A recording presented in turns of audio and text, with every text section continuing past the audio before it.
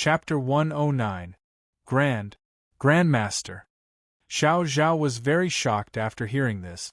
She didn't expect the Grandmaster in front of her to be so powerful that he could even see her thoughts clearly. Thinking of this, Xiao Zhao immediately knelt on the ground. Xiao Zhao doesn't dare. Ha ha ha. Tian Kanzi laughed loudly. Get up, get up. Jinchan, you took in a good disciple. As he spoke, he reached out to help the terrified Xiao Zhao up. Grandmaster. After Xiao Zhao got up, her mind was blank.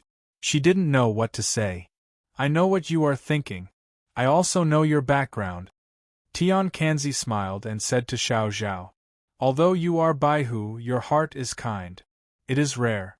Today, you joining my Pear Blossom Palace is also a matter of fate. However, although you transformed into human form, it wasn't because of cultivation. Instead, you took a panacea to get rid of the skin and fur. Am I right? Grandmaster is wise.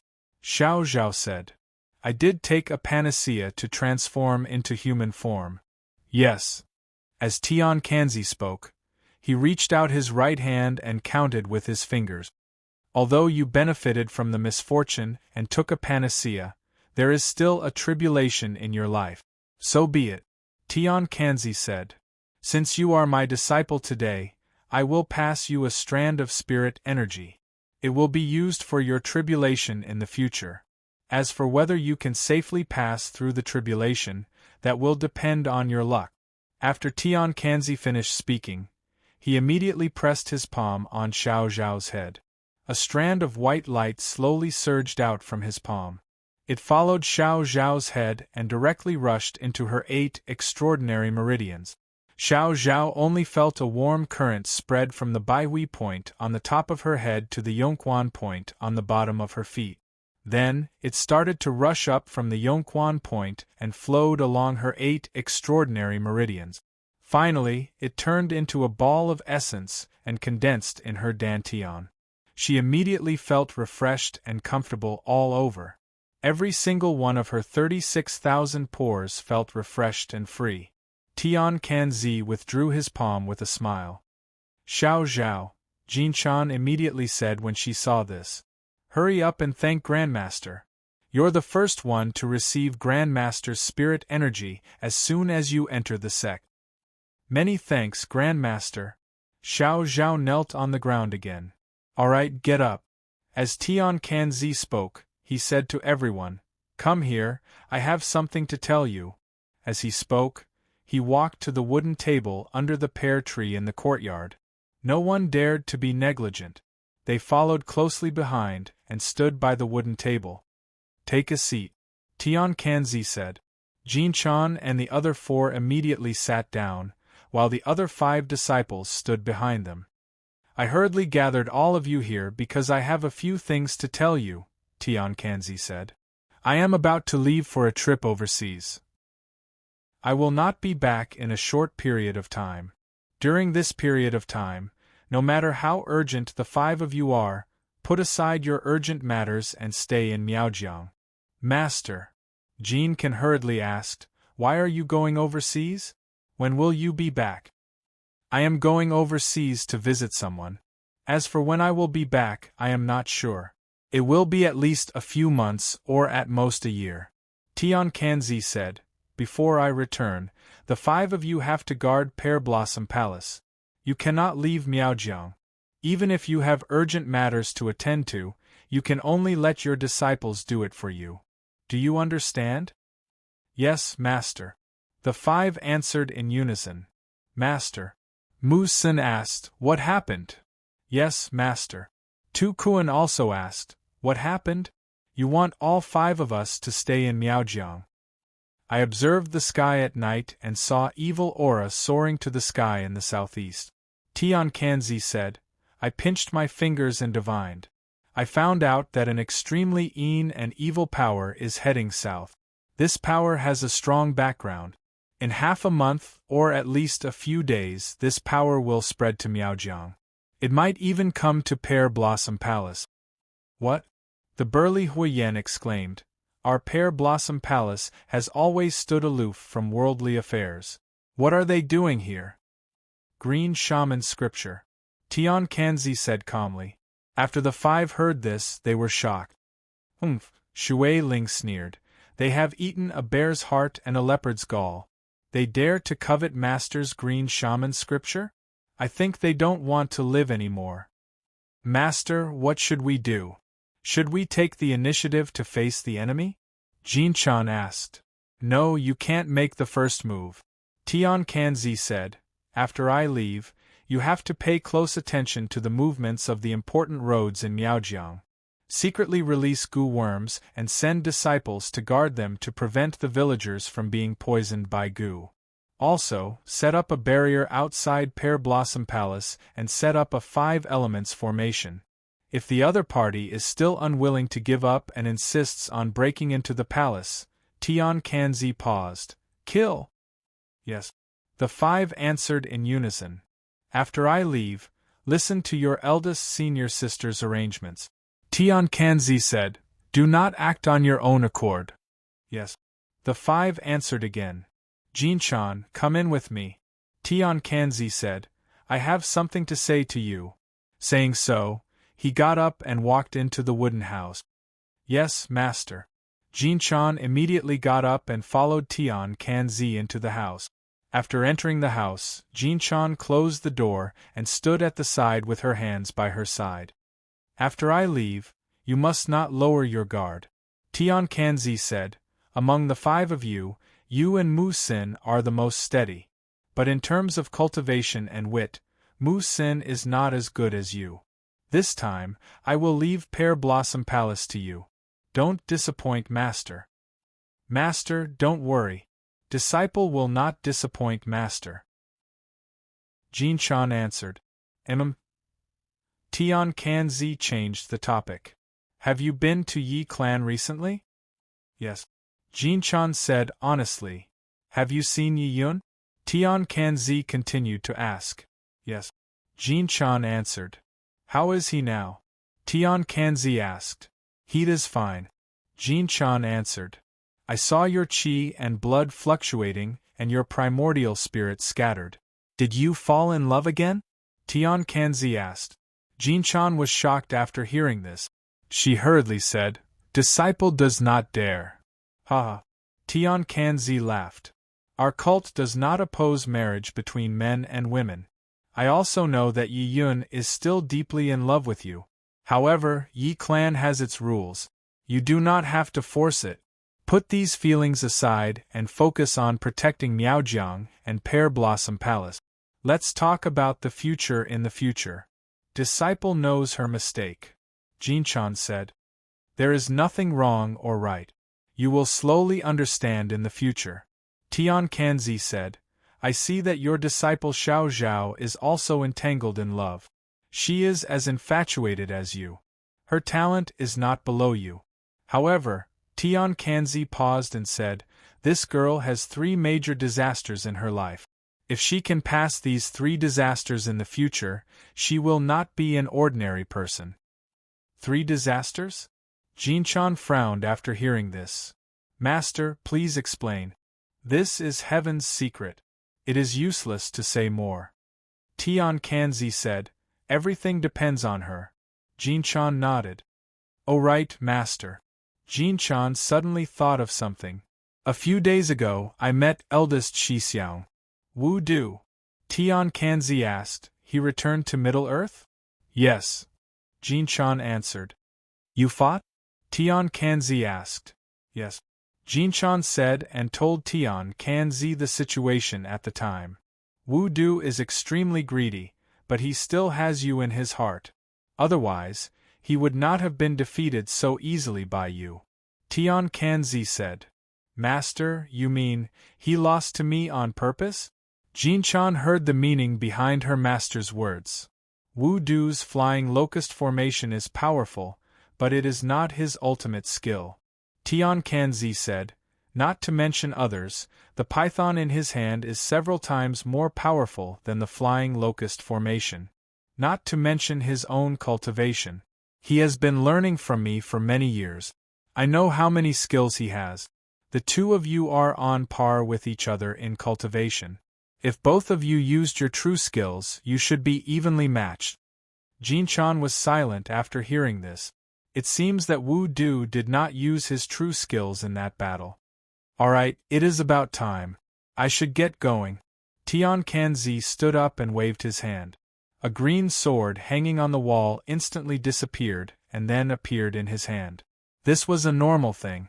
However, what made Jinchan feel strange was that there was a green copper bell hanging on the hilt of her master's Tian Kanzi. This copper bell was very exquisite and ancient. She had been with her master for so many years, but this was the first time she saw this copper bell. She had never seen it before. Guard the cave in Miaojiang well. Do not be careless. I will rush back immediately after I am done with my business. Bye. After saying this, Tian Kanzi's body flashed with white light and disappeared. Jinchan originally wanted to ask Yi Yun about the burning heaven diagram. However, seeing that her master had left, she turned around and walked out of the wooden house. Senior sister, where is master? Shui Ling saw Jinchan coming out alone and asked. Master left. Jinchan walked down the stairs and came in front of everyone. Everyone was shocked when they heard this. Usually, when their master left, he would turn into a white light. Now that their master had become a heaven wizard, he came and went without a trace. Even if their cultivation was high, they did not notice it. Senior sister, what do we do now? Tu Kuan asked. There's no time to lose. Let's split up now, said Golden Silkworm. Junior sister Shui, go to the river and waterfall outside Pear Blossom Palace and set up a water arrow array. Junior brother Mu, set up a round wood array within a 5-kilometer radius of Pear Blossom Palace. You have to ensure that you'll know immediately once someone enters the array. Junior brother Tu and junior brother Huo are responsible for covering Pear Blossom Palace with enchantments. I will go to the main roads of Miaojiang to release the goo worms. After 3 days we will gather here. We will listen to senior sister's arrangement. Everyone answered in unison.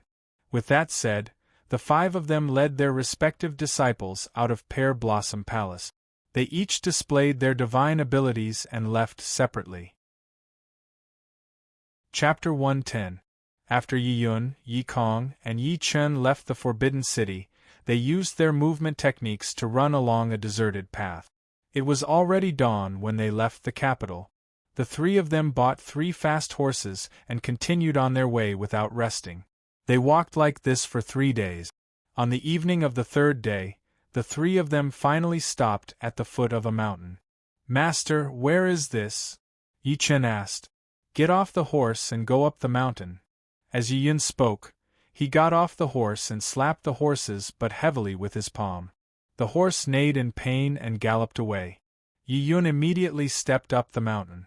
Seeing this, Yi Kong and Yi Chen also got off their horses and let them go. They followed behind Yi Yun and went up the mountain. This mountain was filled with pine trees, so even though it was winter, it was still lush and green. The mountain was high and the road was dangerous. In addition, the sky was gradually darkening. The 3 of them took more than an hour to reach the mountainside. Father, Yi Kong couldn't help but ask, where are we going?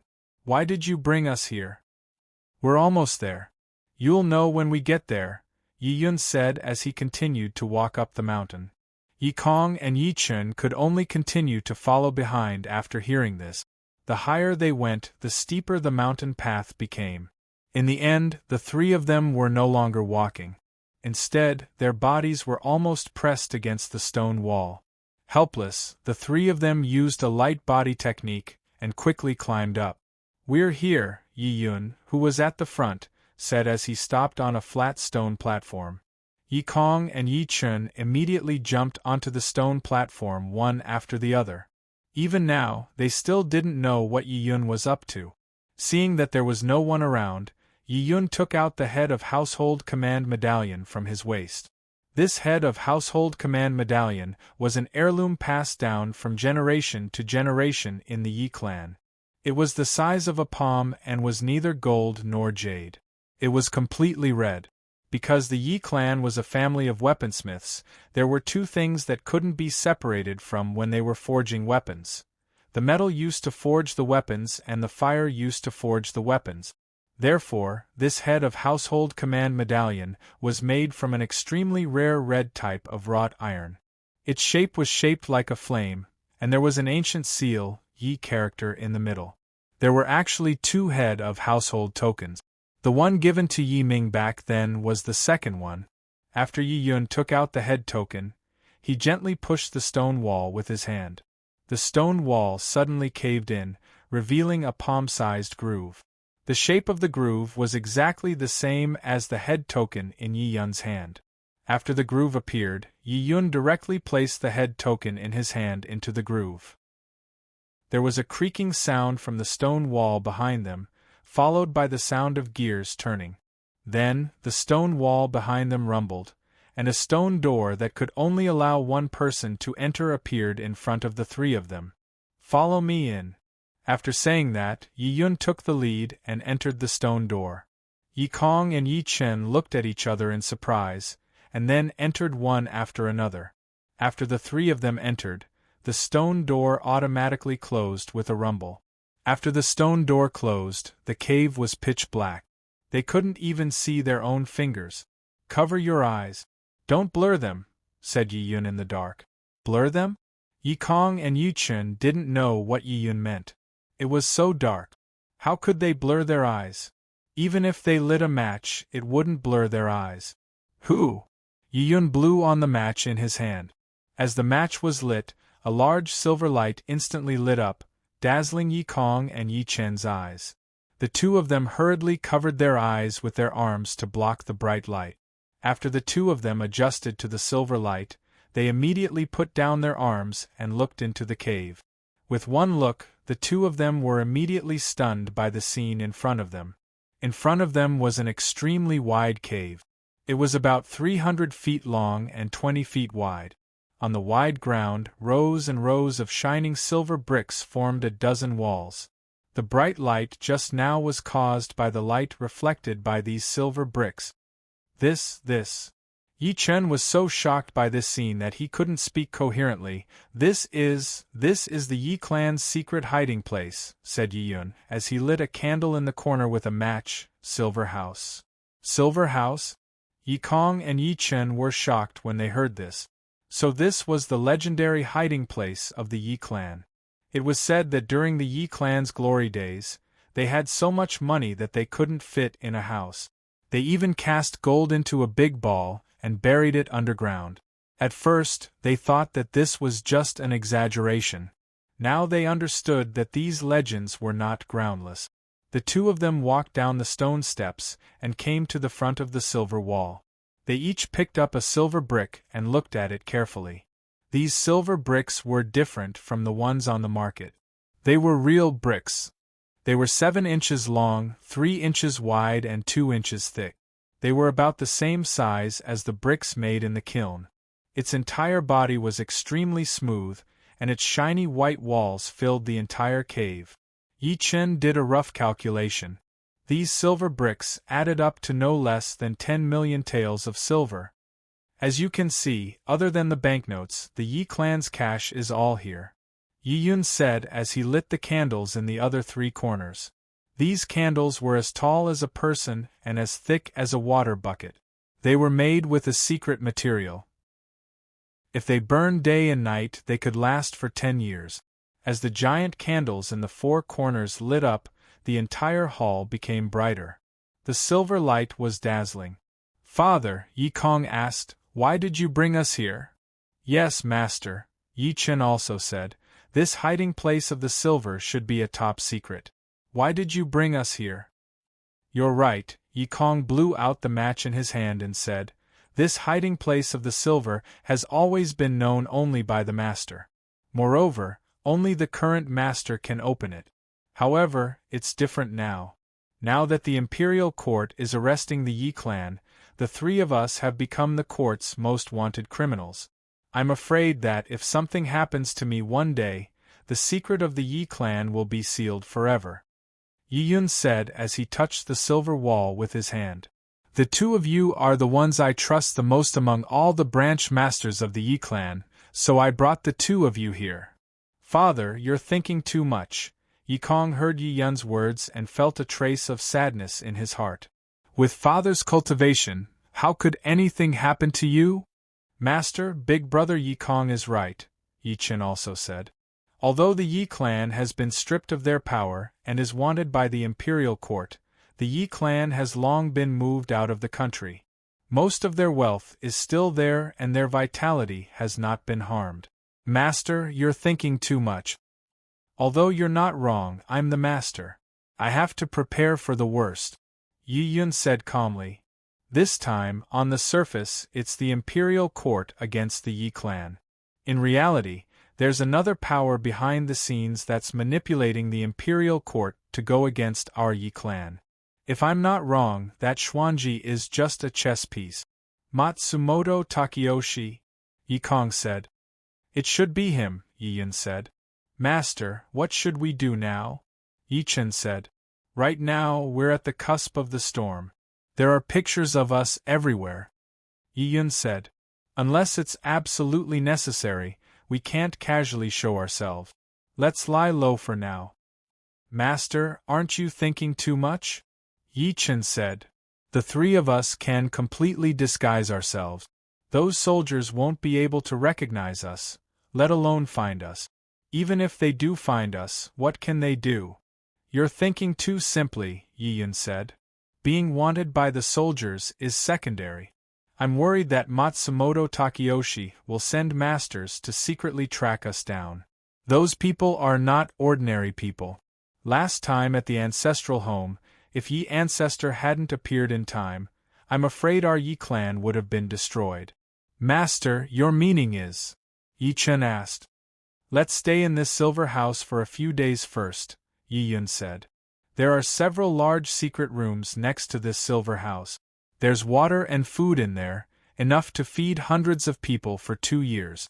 Back then, our ancestors were very far-sighted. They were afraid that the imperial court would one day turn hostile, so they secretly left a backup plan.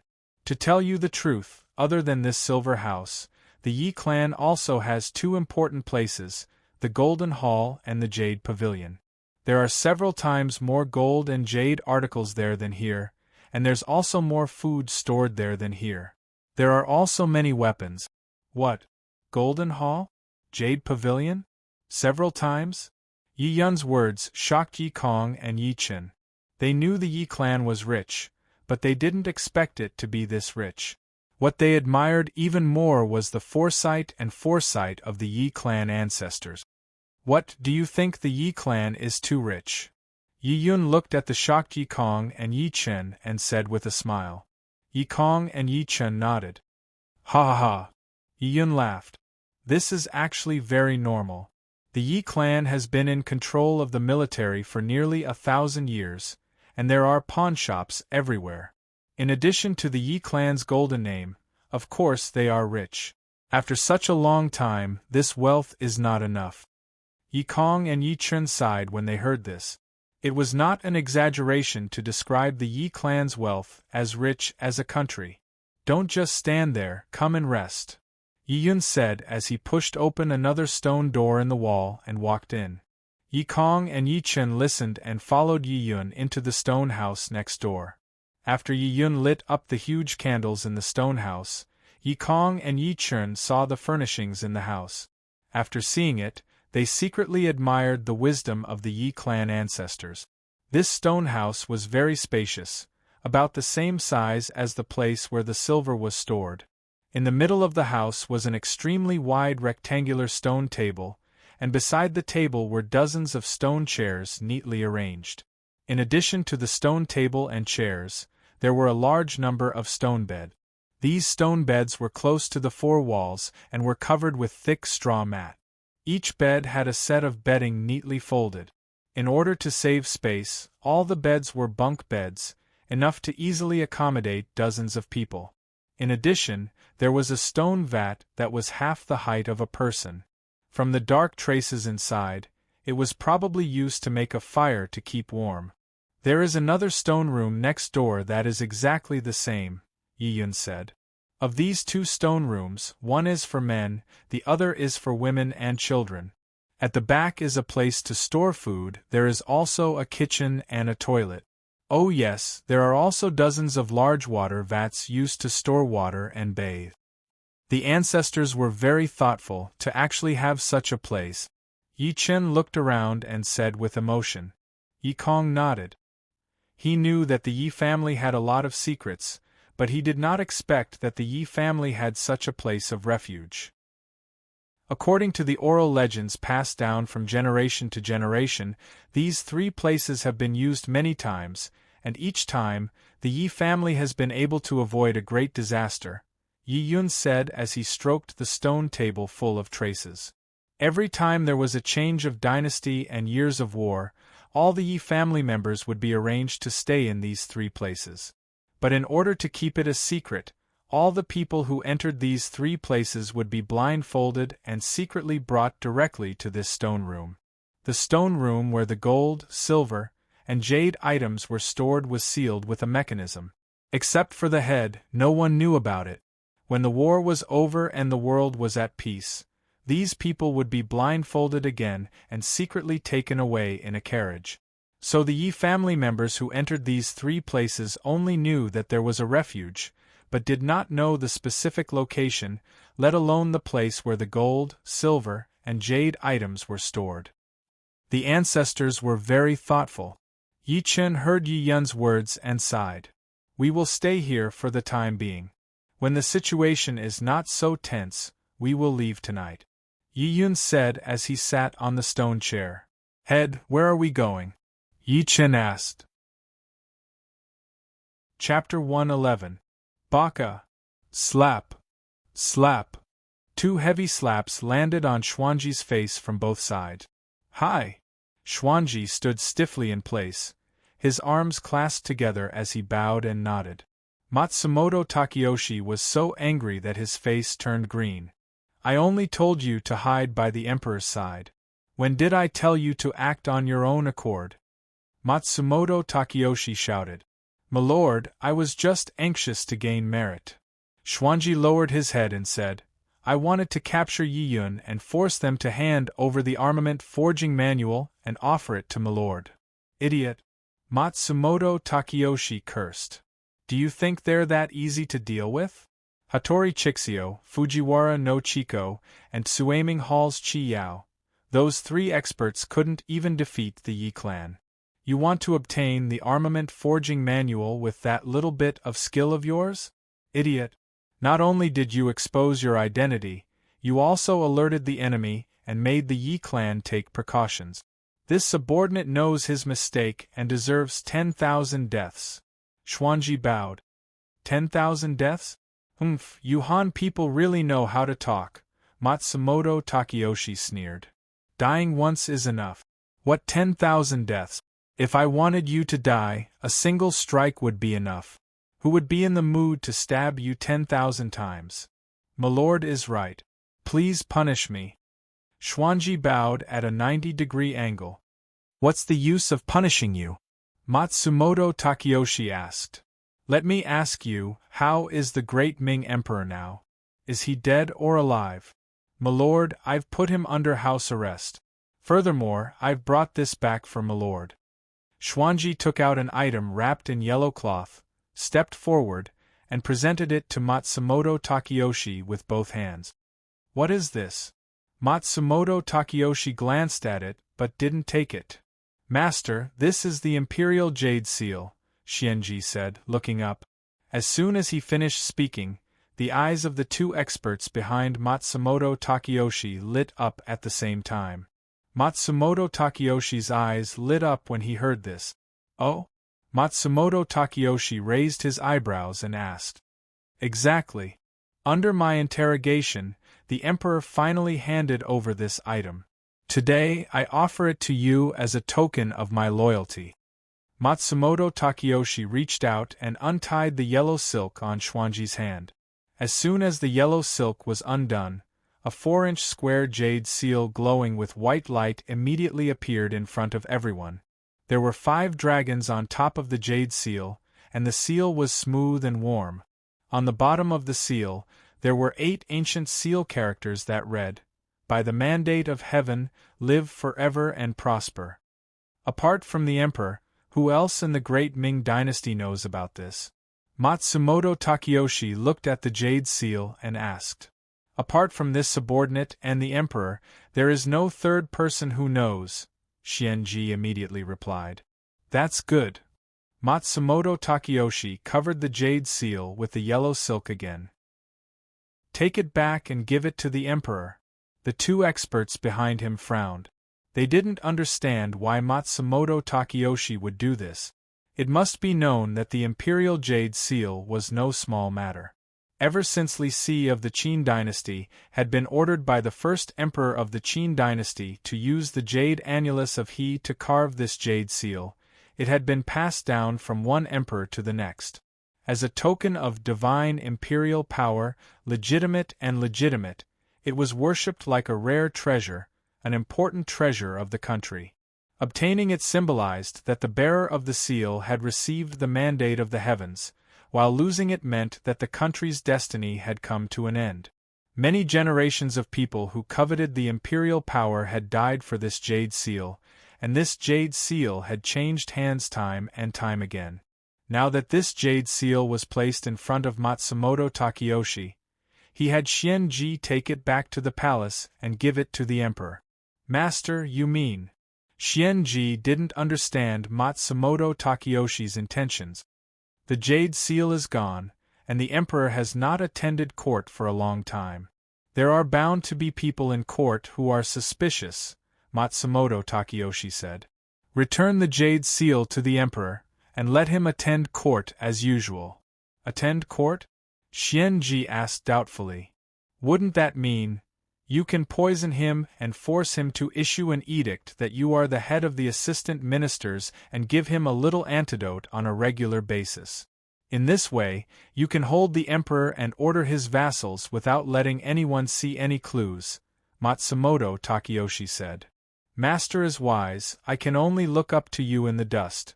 Xianji took the opportunity to flatter. All right, you can go back now. Do all of this quietly and don't let any of the ministers notice anything amiss, Matsumoto Takeyoshi said. Yes, I will do it right away.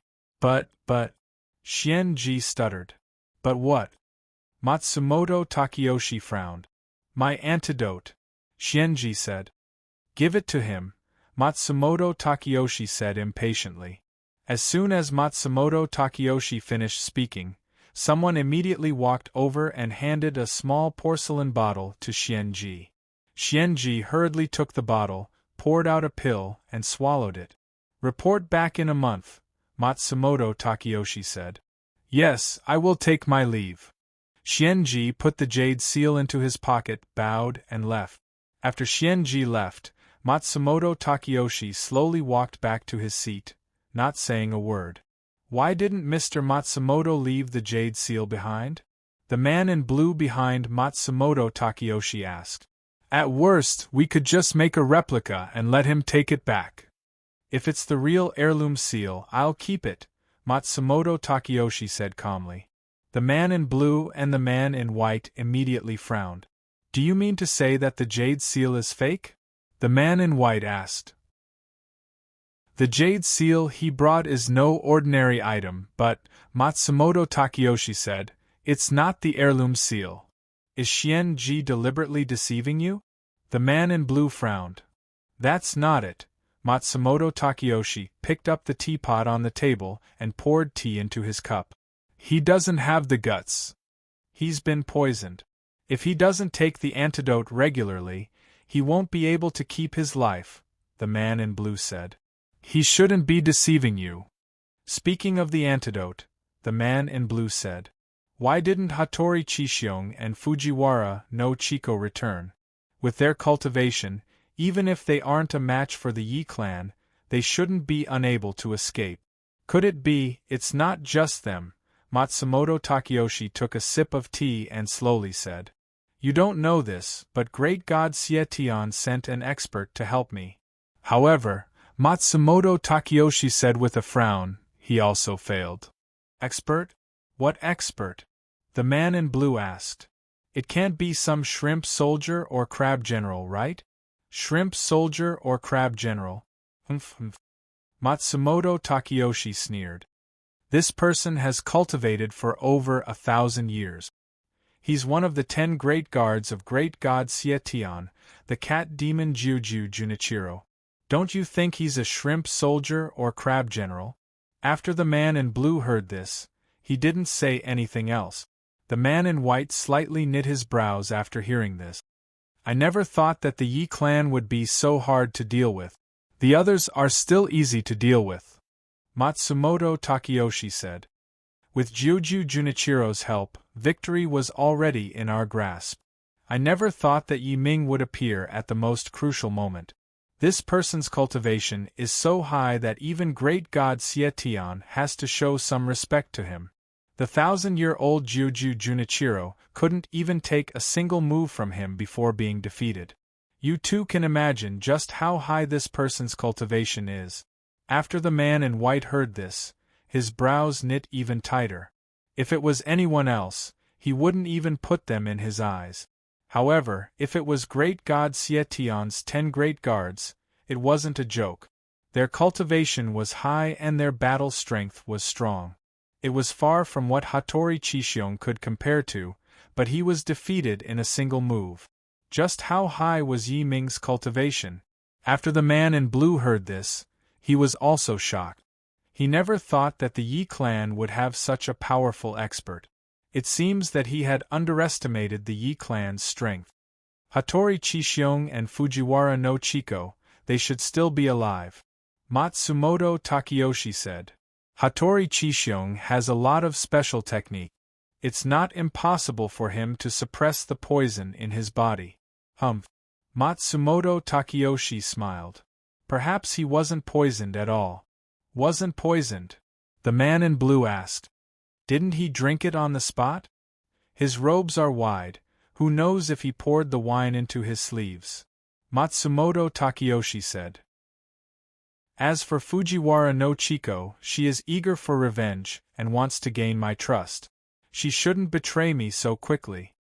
Then why didn't they report back here on time? The man in blue asked. Hattori Chishion was probably too ashamed to see me after his defeat, so he left without saying goodbye. Matsumoto Takeyoshi said. As for Fujiwara no Chiko, I don't know. Logically speaking, no matter the result of the battle, they should have reported back here. Could it be that they were caught by the Yi clan and died from the poison? The man in blue asked. That's possible, Matsumoto Takeyoshi said. As the three of them were talking, a ninja outside the door quickly walked to the front of the stairs. He knelt down with one hand on the ground and said, Master, young Master Zhou is here. Matsumoto Takeyoshi immediately perked up. He quickly put down the teacup in his hand and said, Where is he now? Let him in. Yes. The ninja left. After a while, a figure appeared at the door. He was in his 30s and wore a dark green robe. He wore a jade hairpin on his head and stepped through the door. It was none other than the butler of the Yi clan who had been exposed by Yi Kong in the Yi residence, Zhou Quan. Godfather, please accept my respects. Zhou Quan immediately knelt on the ground and bowed to Matsumoto Takeyoshi as soon as he entered the house. Quan get up, get up, Matsumoto Takeyoshi said as he quickly walked down the stairs and helped Zhou Quan up. How many years has it been since we last met? The last time I saw you was 5 years ago, Zhou Quan said as he got up. It's been 5 years. My son hasn't changed, but Godfather has aged, Matsumoto Takeyoshi said as he held Zhou Quan's hand and walked down the stairs. Zhou Quan nodded in greeting when he saw the two men, one in green and one in white. The two men nodded in return. Quan sit down, Matsumoto Takeyoshi said as he returned to his seat. Tell Godfather, what's the progress in the past few years? Godfather, I've investigated the appearance of the blood moon 23 years ago, Zhou Quan said. And there was a mysterious umbrella bearer who worshipped Yi Kong that night. Coincidentally, that night was the day Yi Kong's son, Yi Fan, was born. Umbrella bearer? Matsumoto Takeyoshi said in surprise. So that's it. What's even more bizarre is that as soon as the umbrella bearer left, the blood moon returned to normal. And there was a sudden change in the weather that night. There was thunder and lightning, Zhou Quan said. Is this information reliable? Matsumoto Takeyoshi asked. I spent a lot of money to get this information from a servant who worked in the Yi residence. At the time, he had a stomachache and was squatting in the outhouse. He accidentally saw it.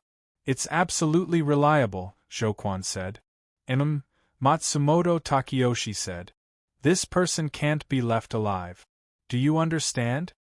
Godfather, don't worry. I've taken care of it, Zhou Quan said. Lightning?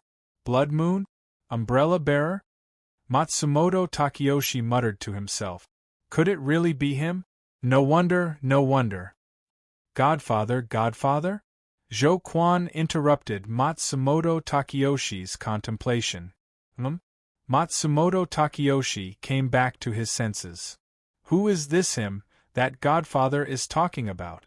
Zhou Quan asked. Don't ask that first. Let me ask you, Matsumoto Takeyoshi said.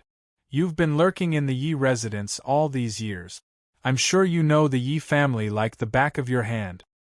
You can say that, Zhou Quan nodded. Then let me ask you, how much do you know about Yi Kong's son, Yi Fan? Matsumoto Takeyoshi asked. Yi Fan, Zhou Quan said. This child has a kind heart. He's a bit of a loner. There's nothing special about him, but what? Matsumoto Takeyoshi hurriedly asked. Before Yi Kong saw through my identity, I hadn't seen him for nearly 2 months, Zhou Quan said. When Yi Kong saw through my identity, Yi Fan wanted to fight with me. Although we didn't fight in the end, I could see that his cultivation isn't low. He's full of spiritual power. For him to be able to reach this stage in 2 months, he must have received guidance from an expert. What? Matsumoto Takeyoshi frowned. Your identity was exposed? Zhou Quan nodded. Quan you've always done things flawlessly. You've been deeply trusted by Yi Kong for more than 10 years. How could Yi Kong see through your identity? Matsumoto Takeyoshi asked with a frown. This matter really isn't my fault, Zhou Quan said. Someone leaked the news. That's why Yi Kong knew that Godfather's people were in the Yi residence. Leaked the news? Matsumoto Takeyoshi raised his eyebrows. Who? Chapter 112. Fujiwara no Chiko? Matsumoto Takeyoshi was shocked. She leaked the news? She's still alive? Matsumoto Takeyoshi never thought that Fujiwara no Chiko would betray him so quickly. She's more than alive, Zhou Quan said. She's already the first wife of Yi Kong's son, Yi Fan. What? Matsumoto Takeyoshi said. She didn't die from the poison? And she's married to Yi Fan? It seems that an expert cured the poison in her body, Zhou Quan said, nodding. Is this news reliable? Matsumoto Takeyoshi asked. I saw it with my own eyes. How can it be false? Zhou Quan said. Baka. Matsumoto Takeyoshi gritted his teeth and said, Send a message to Miyamoto and Sasaki. Tell them that Fujiwara no Chiko has betrayed them. If they see her, kill her. Father, Zhou Quan said with a smile, Fujiwara no Chiko is a first-class expert. Wouldn't it be a pity to kill her?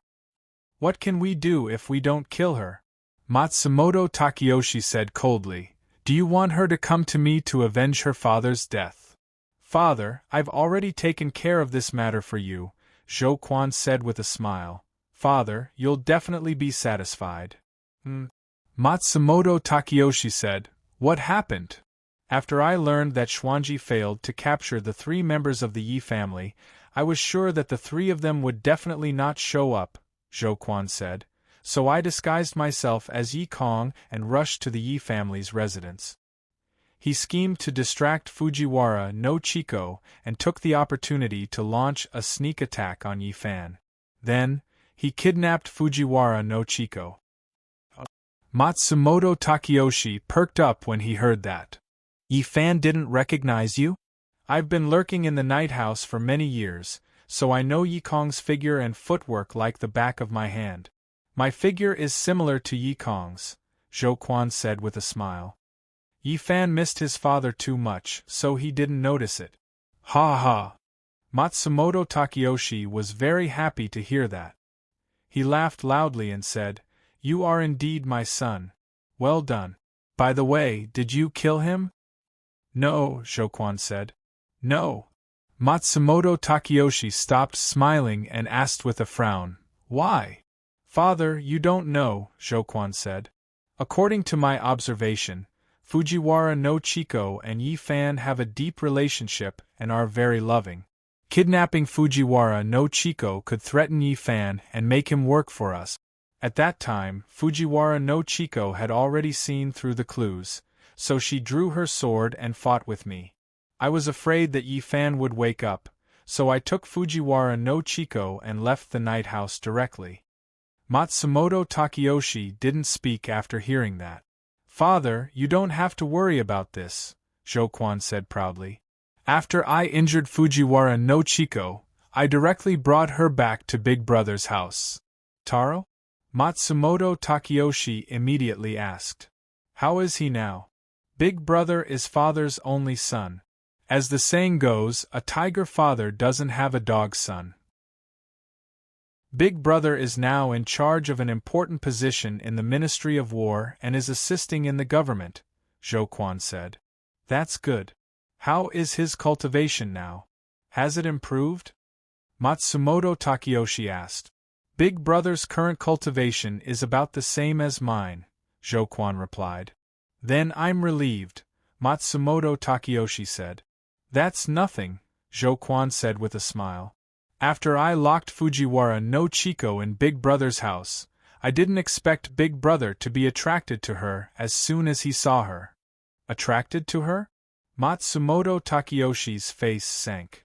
"There are so many beautiful women in the world, but he is attracted to this woman who is bent on revenge? Has he lost his mind?" "Father, don't be angry," Zhou Quan said. "I've already helped Big Brother solve this matter." "Solved?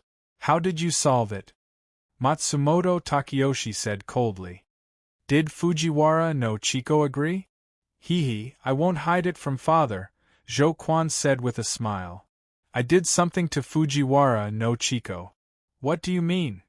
Matsumoto Takeyoshi said. "You won't let your big brother force himself on her, right?" "How is that possible?" Zhou Quan said. "Big Brother said that he wants to win her heart." "Useless thing," Matsumoto Takeyoshi scolded. "For a woman, you don't care about your own status.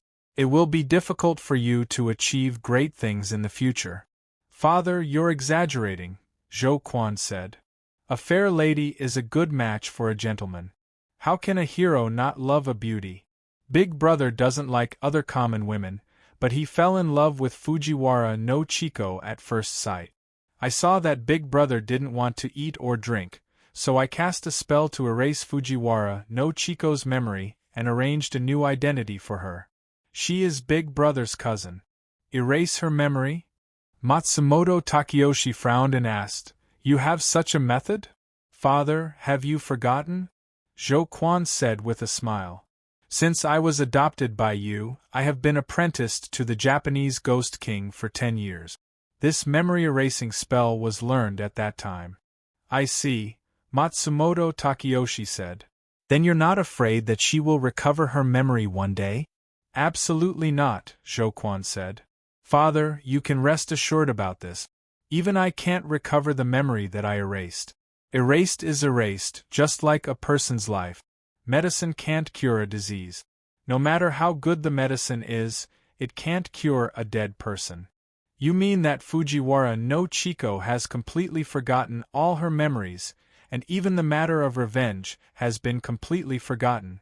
Matsumoto Takeyoshi asked. Yes, Zhou Quan said with a smile. In this way, not only will we have one less opponent, but we will also have one more helper. We can also use this to threaten Yi Fan to do things for us. Big Brother's wish can also be fulfilled. It can be said that we can kill 4 birds with 1 stone. You're thinking too simply, Matsumoto Takeyoshi said, shaking his head. You kidnapped Fujiwara no Chiko, so Yi Fan will definitely not let it go. Of course not, Zhou Quan said. I heard from Big Brother that Yi Fan has somehow found Big Brother's residence. What? Matsumoto Takeyoshi suddenly became nervous. He found us? Not only did he find us, but he also fought with Big Brother, Zhou Quan replied. Is Taro okay? Matsumoto Takeyoshi asked nervously. Father, look at how nervous you are, Zhou Quan said with a smile. He didn't even touch a single hair on Big Brother's head. Impossible. Matsumoto Takeyoshi shook his head. As far as I know, Yi Fan fought with Hattori Chixio at the Yi family's ancestral home. Hattori Chixio was no match for him even with the flaming sword in his hand. Is there such a thing? Zhou Quan said. Then I don't know. I only heard from Big Brother that Yi Fan originally planned to use his cold energy to deal with him, but then Fujiwara no Chiko pulled out her sword and blocked in front of Big Brother. Yi Fan couldn't bear to hurt Fujiwara no Chiko, so he quickly withdrew his cold energy, but in the end, he hurt himself. Big Brother wanted to kill him, but he couldn't do it in front of Fujiwara no Chiko. He wanted to leave a good impression on her, but he didn't want to reveal his cultivation, so he let him go. But according to Big Brother, Yi Fan was seriously injured this time. He can't even walk properly. Soft-hearted. Matsumoto Takeyoshi slammed the table and stood up. Zhou Quan was so frightened that he hurriedly stood up. Adoptive father, why are you so angry? Zhou Quan quickly asked. You missed 2 opportunities to kill Yi Fan. Matsumoto Takeyoshi sighed and said, I'm afraid there won't be another opportunity like this in the future. Adoptive father, what do you mean? Zhou Quan saw Matsumoto Takeyoshi sigh and hurriedly asked.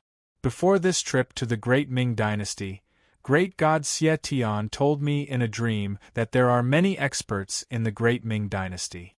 Among them, there are 2 people that I must be especially careful of. One is the person on top of Eagle Sorrow, and the other person is someone that Great God Xie Tian didn't say directly. Now it seems that it should be Yi Fan. Matsumoto Takeyoshi said, Yi Ming is the person on top of Eagle Sorrow. As far as I know, he has a grudge with the Yi family, so I didn't expect that he would appear in the battle of the Yi family's ancestral house. As for Yi Fan, you 2 brothers had the opportunity to kill him, but you missed the opportunity. You and I don't need to talk about it. After all, you are looking at the big picture.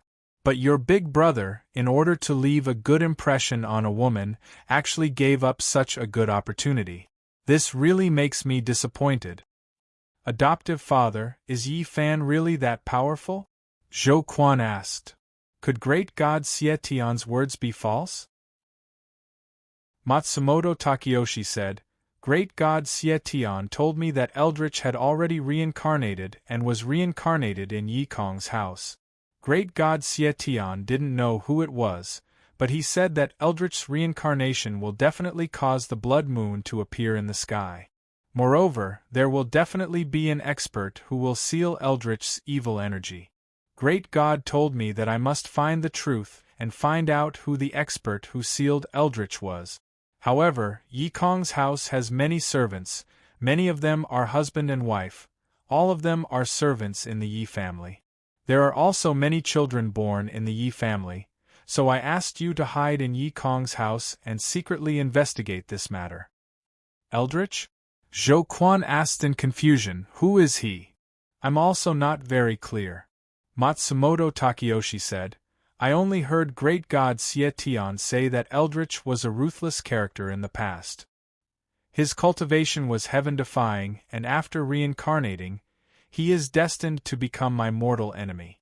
Only by finding the person who sealed his evil energy and obtaining his sealing technique can I seal Eldritch again after reincarnating. And Eldritch's reincarnation is not someone else, but Yi Fan. I entered the Yi family when he was 7 years old. After watching him for more than 10 years, I didn't feel that he was outstanding in any way. Zhou Quan said. In his impression, Yi Fan was a slightly introverted and kind-hearted person. No matter how he looked at him, he didn't seem like the reincarnation of a devil. That's because he was sealed by an expert when he was born, so he was no different from an ordinary child. Matsumoto Takeyoshi said, Now, I don't know which expert taught him, but in just 2 months, he went from a brat who only knew fancy martial arts to the person who defeated Hattori Chihiro. You said it just now, when Yi Fan was born, the blood moon appeared, and the umbrella holder came. After the umbrella holder left, the blood moon returned to normal. If Eldritch's reincarnation isn't Yi Fan, who else could it be?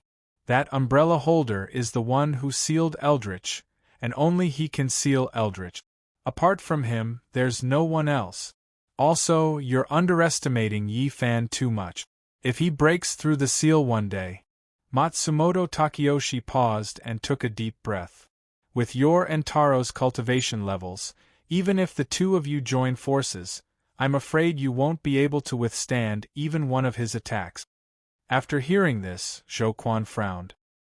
He seemed to feel the seriousness of the situation. Godfather, what should I do? Zhou Quan hurriedly asked. Is he seriously injured now? Matsumoto Takeyoshi asked. Yes, Zhou Quan answered. Is the imperial court now looking for him everywhere? Matsumoto Takeyoshi continued to ask. Yes, Zhou Quan answered. You go back to see Taro immediately, Matsumoto Takeyoshi said. Tell him to send more people and take advantage of this opportunity to search for Yi Fan everywhere.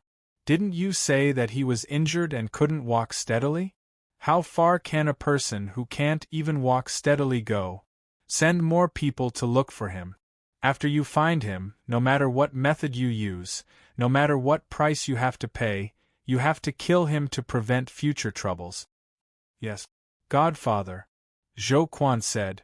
By the way, Godfather, I have one more thing to tell you. Jinchan from Miaojiang has appeared, and it seems that she has an unusual relationship with the Yi family. Jinchan? Matsumoto Takeyoshi frowned and said, Is she the Jinchan who is rumored in Miaojiang? Yes, Zhou Quan answered. How did she get involved with the Yi family? Matsumoto Takeyoshi muttered to himself. I don't know about this, Zhou Quan said. Jinchan, Pear Blossom Palace. Matsumoto Takeyoshi paced back and forth with his hands behind his back. As far as I know, Pear Blossom Palace has the 5 major experts of metal, wood, water, fire, and earth. Each of them has unique skills. Their master, Tian Kanzi, has an extremely high cultivation and is elusive. However, Pear Blossom Palace has always been a lone wolf and rarely moves in the Central Plains. Our goal is to find the 9 cauldrons, so it's not good to make too many enemies and bring trouble to ourselves. Unless it's absolutely necessary, don't provoke the people of Pear Blossom Palace. Yes, Godfather, Zhou Quan answered. Go back quickly, Matsumoto Takeyoshi said. Hurry up and search for Yi Fan's whereabouts, then kill him with all your might. Also, keep an eye on that Fujiwara no Chiko. She'll be useful at a crucial moment. Yes, Godfather. I'll do it right away. Take care. Zhou Quan bowed to Matsumoto Takeyoshi and left the room. I wonder if we can successfully kill Yi Fan this time, Matsumoto Takeyoshi said with a frown as he watched Zhou Quan leave the room. I don't think so, the green-clothed man said. Yi Fan gained the ability to defeat Hattori Chihiro in a short 2 months. Although he's heavily injured now, it's been a few days. For an expert, a few days can completely recover half of their strength. Furthermore, I heard that this person knows how to fly. In that case, not to mention killing him, even finding him will be difficult. Although the 2 young masters' cultivations aren't low, A momentary success doesn't mean you're stronger than your opponent. Even a tiger has a time when it sleeps, let alone a human. Then you mean? Matsumoto Takeyoshi said. Didn't Mr. Matsumoto already mobilize a group of experts from Japan to the Great Ming Dynasty? The green-clothed man asked. That's right, Matsumoto Takeyoshi said. The battle with the Yi clan ended in a crushing defeat. Thus, I've already ordered 13 experts from Japan to be mobilized to the Great Ming Dynasty. They should be on their way now and will arrive in 3 days at most. What's wrong? How good are these experts? The green-clothed man continued to ask. Here's a list. Matsumoto Takeyoshi took out a list and handed it to the green-clothed man. You'll know when you see it. The green-clothed man took the list, opened it, and nodded with a smile. As expected, they're quite good. With these people working for us, things will be much easier. Mr. Matsumoto can pick a few people to support the 2 young masters. This way, the success rate of killing Yi Fan will be greatly increased. As the green-clothed man spoke, he handed the list to the white-clothed man beside him. The white-clothed man took a look at it, then handed the list back to the green-clothed man. That's a good idea, Matsumoto Takeyoshi said as he stroked his beard and nodded. Actually, Mr. Matsumoto can also mobilize 1 more person from Japan. Compared to him, the cultivation of the people on the list is simply too weak, the white-clothed man, who had been silent all this time, said. Oh! Matsumoto Takeyoshi's face was full of doubts when he heard this. He immediately asked, Who is it? Fujiwara no Chiko's master, the white-clothed man said slowly. Ito Fumio. Ito Fumio? Matsumoto Takeyoshi was reminded by the white-clothed man and immediately remembered the letter. Ito Fumio had once expressed his loyalty in the letter and wanted to be loyal to him. That's right, the white-clothed man said.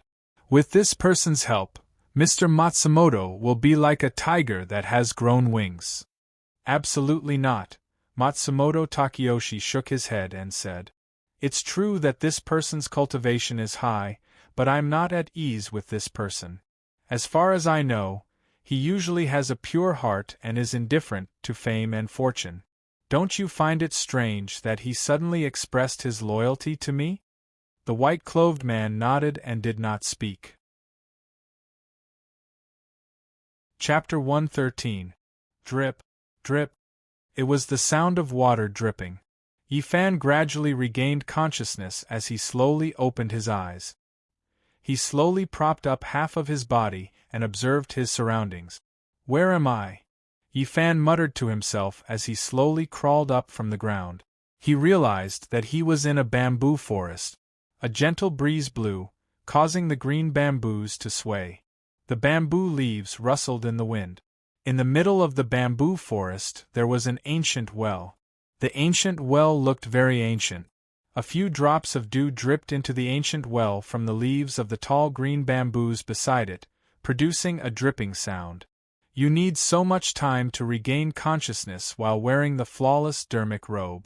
You have really opened my eyes. Yi Fan was in a daze when a voice came from behind him. He found the voice very familiar, but he could not recall who it was. Yi Fan immediately turned around when he heard it, but he realized that there was no one behind him. Who is it? Yi Fan immediately asked loudly. Who is speaking? Hee. A burst of laughter sounded. Following that, a figure immediately appeared in front of Yi Fan out of thin air. When Yi Fan saw this, he was so shocked that his head buzzed. The person in front of him looked exactly like him. The same clothes, the same figure, and the same appearance. Even the standing posture and minute movements were no different from Yi Fan's. It was as if Yi Fan was looking at himself in a mirror. No wonder Yi Fan found the person's voice very familiar, but he could not recall who it was. It turned out that the voice was his own voice. After this, Yi Fan appeared. His eyes were tightly shut and he had a sinister smile on his face. When Yi Fan saw this scene, anger rose from his heart. This person must have transformed into his father's appearance to injure him and then kidnap his wife. Now, he had transformed into his appearance to flaunt his prowess. How could he forgive him? Yi Fan thought as his hand moved towards his waist. However, when he touched it, it was empty. Yi Fan was stunned. Only then did he remember that the snake's shadow sword had been taken away by that unknown blue-robed man. You don't have enough spiritual aura right now, and your internal organs are damaged. Even the snake's shadow sword isn't in your hands, the Yi Fan, across from him, said with a smile. You still want to fight me? You're just an ant trying to shake a tree, a mantis trying to stop a chariot. You're too stupid. As he said this, his eyes were still closed. You disguised yourself as my father, ambushed me, abducted my beloved wife, and even cast a spell to make her forget me. Yi Fan gnashed his teeth and said, Sooner or later, I will destroy your body and soul. You do have some backbone in your words. You're a little like Eldritch back then, Yi Fan said with a smile. But I'm not the one who disguised as your father to ambush you and kidnap your wife. It's someone else who did it. Someone else? Humph. Yi Fan sneered. If it wasn't you, then who was it? Who are you? Why did you disguise yourself as me and not show your true face? The one who injured you and abducted your wife is none other than the housekeeper who has been lurking in the Yi residence for more than 10 years, Zhou Quan. Zhou Quan? Yi Fan was shocked. It's actually him? Zhou Quan? Minister Zhou? Zhou Roli? After connecting the dots, Yi Fan seemed to understand the truth of the matter. The only person who could disguise himself as his father without him noticing was someone who was extremely familiar with his father. When Zhou Quan had been exposed by his father's scheme, he had said that he was already familiar with his father's ethereal sword style. If he could be familiar with his father's sword style, then he must be very familiar with his father's voice, appearance, and movements. If he could disguise himself as his father, then he definitely wouldn't be able to tell. You've thought it through? Yi Fan laughed. Since it's not you, then who are you? Why did you disguise yourself as me? Yi Fan asked. Who am I? Yi Fan laughed strangely. I am you and you are me. After saying this, he immediately opened his eyes. His eyes were blood red and emitted a strange red light. He looked at Yi Fan with an evil smile. You are. Yi Fan immediately understood who he was facing. Understand? Yi Fan laughed. You are the evil energy in my body? Yi Fan was shocked. Weren't you already sealed? How did you appear in front of me? Where is this place? Yi Fan could already tell that this was not the place where he had fallen. Evil energy? Humph. Yi Fan laughed coldly. Is that what they call me? Humph, pretending to be virtuous. Let me ask you, what is good and what is evil? Can you answer me? Yi Fan was momentarily at a loss for words. He really could not say what was good and what was evil. You can't say. Yi Fan laughed.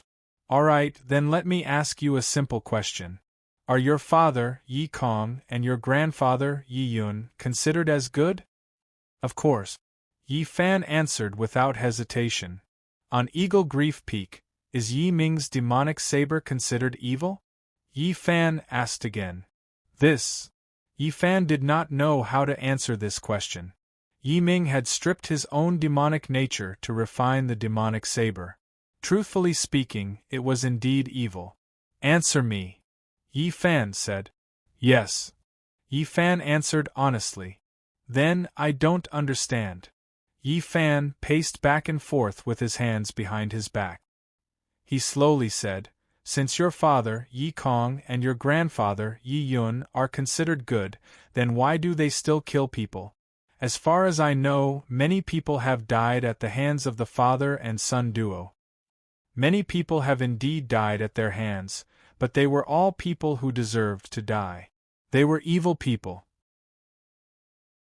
As the saying goes, good and evil cannot coexist. Eliminating evil is doing good. Yi Fan answered loudly. Then what about the chicken, duck, and fish they eat? Are they also evil? Are they also evil? Are they also evil people? Is eating their meat also considered good? Yi Fan stared at Yi Fan with his blood-red eyes and asked with a ferocious expression. This. Yi Fan was speechless. Those butchers' hands are stained with the blood of countless people. Are they considered evil? Are they evil? If they are, then why didn't your father and grandfather kill them?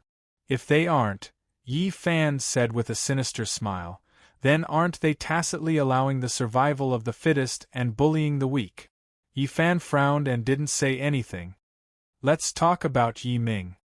Yi Fan continued, Yi Ming's creation of the Devil's Blade should be considered evil, not to mention that Devil's Blade. It's even more evil. But it was he who used the Devil's Blade to save your Yi family. What do you say about that? After Yi Fan heard this, his frown deepened. From the beginning to the end, the him in front of him was not wrong at all. What is evil? What is good? There is no answer. Or rather, there is no such thing as good or evil. Yi Fan said, good and evil are the same.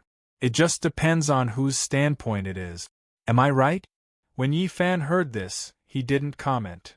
That's why don't you say that I'm evil? In my opinion, they are the evil ones. Yi Fan said with a look of disdain. You keep talking about getting rid of evil and saving the world. It's all nonsense. As he spoke, his eyes glowed red. Demons are killed mercilessly after eating a few people. Humans eat mountains of chicken, duck, and fish every day, but they turn a blind eye to it. They even say that they live and work in peace and contentment. Is that fair? Is this good? Is this saving the world? Aren't the chickens, ducks, and fish that are eaten considered the world? What a joke. There is no right or wrong. There is only the strong and the weak. There is no good or evil. There is only life and death. Power determines everything. With power you will be high and mighty. You are good. Without power you will be trampled on by others. You are evil. Yi Fan said as he walked in front of Yi Fan. Take you for example. You are careful and kind. You treat others modestly. But so what?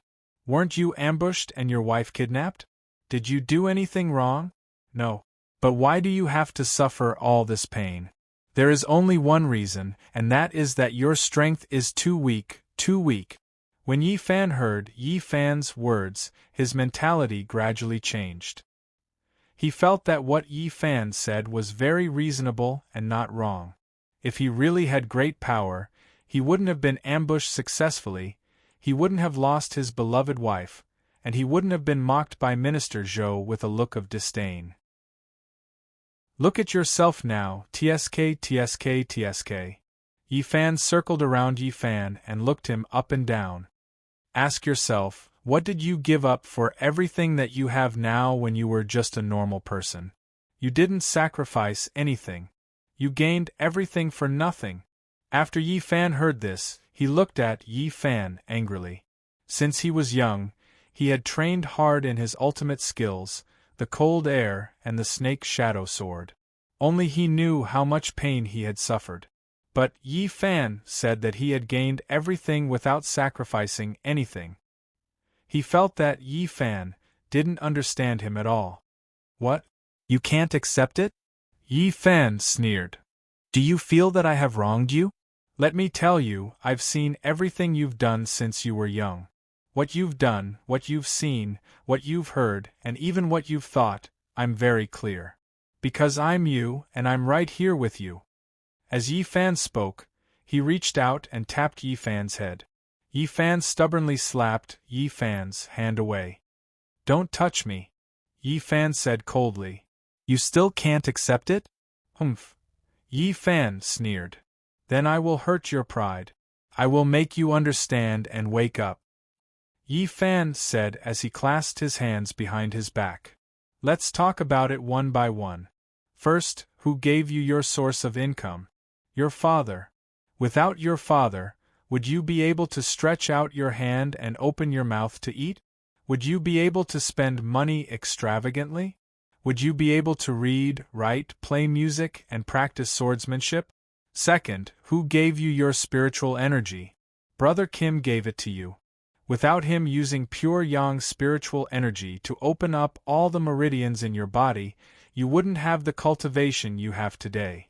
Without your cultivation, would you have been able to defeat Hattori Qiangxiu? Would you have been able to successfully save Xiao Zhao? Would you have been able to easily find Jinchan? To put it bluntly, without your cultivation, you wouldn't have been able to live until today.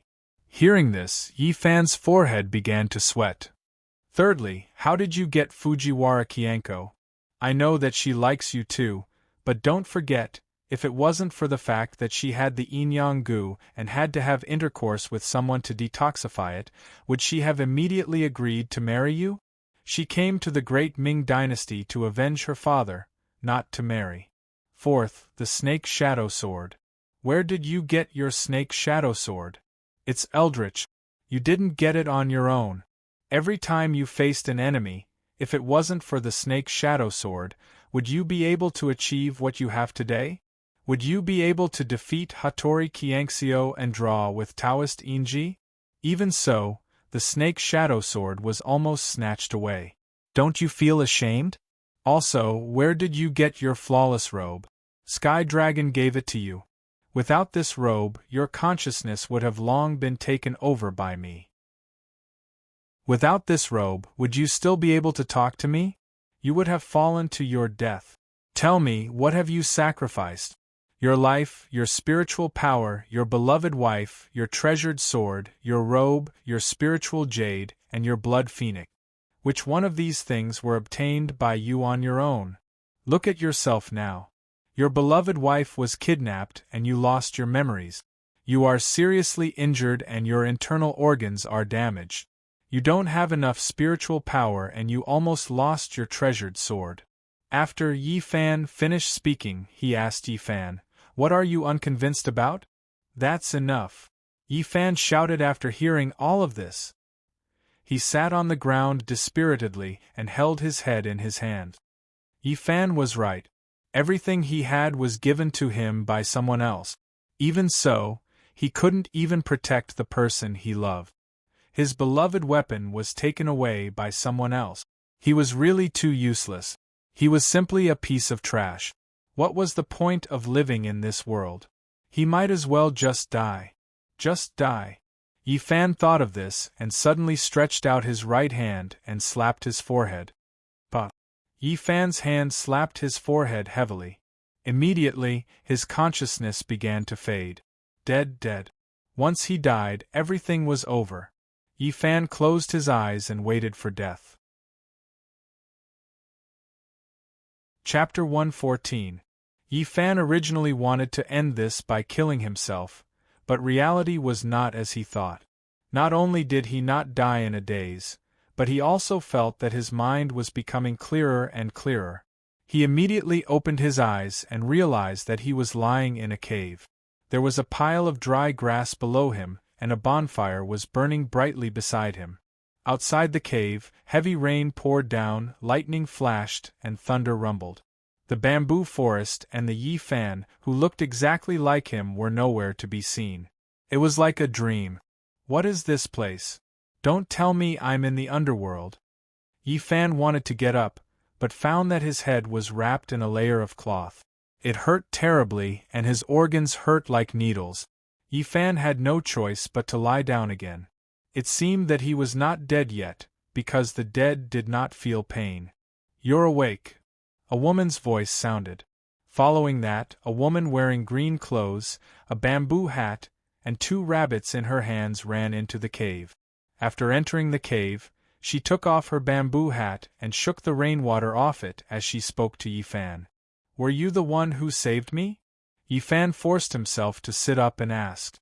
"This mountain is high and the forest is dense. Who else could it be other than me?" The woman put the rabbits to the side and began to dry the rainwater on her clothes.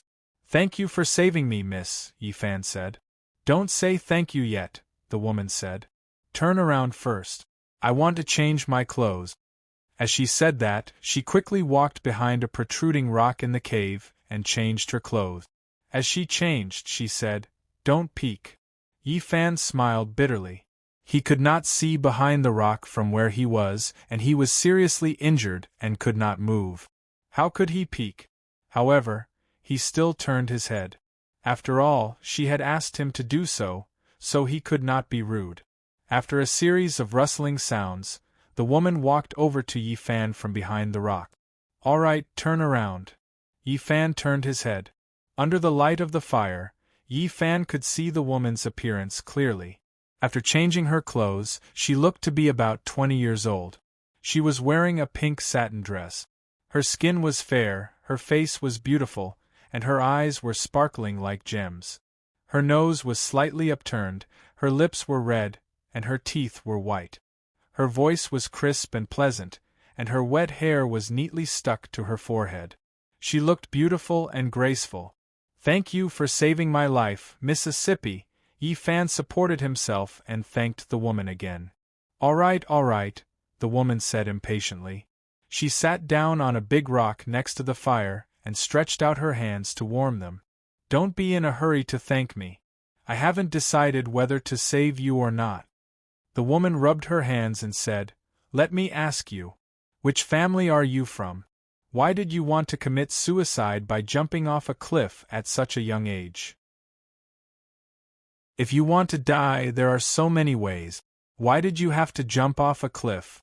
What a terrible way to die." Yi Fan shook his head and smiled bitterly. This woman must have thought that he was a spoiled brat who had taken things too hard because he was young and dressed well. "You still have the mood to smile?" The woman said, "Don't tell me your head is damaged from the fall. Let me tell you, it's lucky that you didn't jump from a high place. Otherwise, you would have fallen to your death. Sigh, I have to say, you didn't even look for a higher place to jump off the cliff. Are you really stupid? This time, you fell until you were half dead. It's better to die." "Miss," Yi Fan said, "I thank you for saving my life, but I'm not an idiot. I was ambushed from the top of the mountain, and that's why I fell down. I'm not the kind of young master who takes things too hard like you said." "Top of the mountain? You're lying to me," the woman said, curling her lips. "If you fell from the top of the mountain, you would have been smashed into pieces like a watermelon. How could you still be human? You're just bragging. It's up to you to believe it or not," Yi Fan said as he took out a banknote worth 1,000 taels of silver and handed it to the woman. "Miss, I can't repay you for saving my life. This is my way of repaying you." When Yi Fan had transferred his finances, he had deliberately put 10,000 taels of silver on him in case of emergencies. "Banknote?" The woman took the banknote and looked at it. She immediately said with disdain, 1,000 taels of silver? And you say you're not a young master. Do you have to be a young master just because you have money? Yi Fan asked. "I see that Miss clothes are of high quality. Could it be that you're also a young miss who spends money like water?" This girl kept calling him a young master. Yi Fan was a bit annoyed. "You." The woman was speechless by Yi Fan. "You're so young, but you're so eloquent." "Miss, you're younger than me, but your eloquence is also not bad." Yi Fan returned the favor. You can just wait for death here." The woman was so angry that her face alternated between red and white. "I don't care about you." After Yi Fan heard this, he didn't say anything. He directly lay down on the hay and began to try to circulate the spiritual energy in his body to see if it could circulate normally. Fortunately, there was still spiritual energy in his energy reserve. Although it was very little, it was better than nothing. He immediately closed his eyes and circulated his spiritual energy to heal his injuries. His internal organs were already seriously injured. In addition to the battle with the blue-clothed man, he had circulated his spiritual energy too quickly and was imprisoned by the blue-clothed man. He fell off the cliff and his internal organs were injured even more. If it wasn't for the flawless robe, he would have fallen to pieces like this woman said. "Hey, why aren't you talking? You're not going to die so soon, are you? Seeing Yi Fan suddenly lie down and close his eyes, the woman hurriedly asked. She stood up and was about to come over. Thanks to you, I'm not dead yet, Yi Fan said with his eyes closed. Then don't play dead, the woman said angrily. Didn't you say you wanted me to die here? Yi Fan said with his eyes closed. Why are you so concerned about my life? Do you think I want to? The woman said angrily. I still haven't asked who you are and why you jumped off the cliff. Why are you asking this? Yi Fan said. After the rain stops, you can go. Don't worry about me. You're about to die, but you're still so stubborn. The woman curled her lips and said, If it wasn't for the rules in my family, I wouldn't care about you. However, you don't look like a good person. After the rain stops, I'll leave. You can fend for yourself here. How do you know if I'm a good person or not? So what if I'm a good person, and so what if I'm not? Under the urging of Yi Fan's spiritual energy, it began to circulate in his internal organs and temporarily stopped the pain. However, the pain in his head didn't get better. It looked like it was just a flesh wound and wasn't a big deal. You're so glib, you don't look like a good person. My family has rules. If you're a good person, we'll definitely save you, even if you're penniless. If you're a bad person, Humph, the woman said with a smile. Even if you bring a mountain of gold and silver, we'll turn a blind eye to it. You're from the Yi family. When Yi Fan heard this, he immediately opened his eyes and forced himself to sit up. Oh, you're quite knowledgeable, the woman said with a smile. Impossible, Yi Fan said as he lay down again and closed his eyes. Hey, why is it impossible? The woman hurriedly asked when she saw that Yi Fan didn't believe her. Don't think that I don't know, Yi Fan said. The Yi family isn't greedy for money. You took 1,000 taels of silver from me, and you still have the nerve to say that you're from the Yi family? You. The woman's face turned red. She pointed at Yi Fan and stuttered. I. When did I say that I wanted to take 1,000 taels of silver from you? The silver is in your hands. Who would believe that you didn't want it? Yi Fan said as he held back his laughter. In fact, when the woman mentioned the family rules, Yi Fan had already guessed that she wasn't lying. However, Yi Fan wanted to confirm it. I don't care about your silver. The woman quickly walked in front of Yi Fan and slapped the silver on Yi Fan's body. I'm from the Yi family.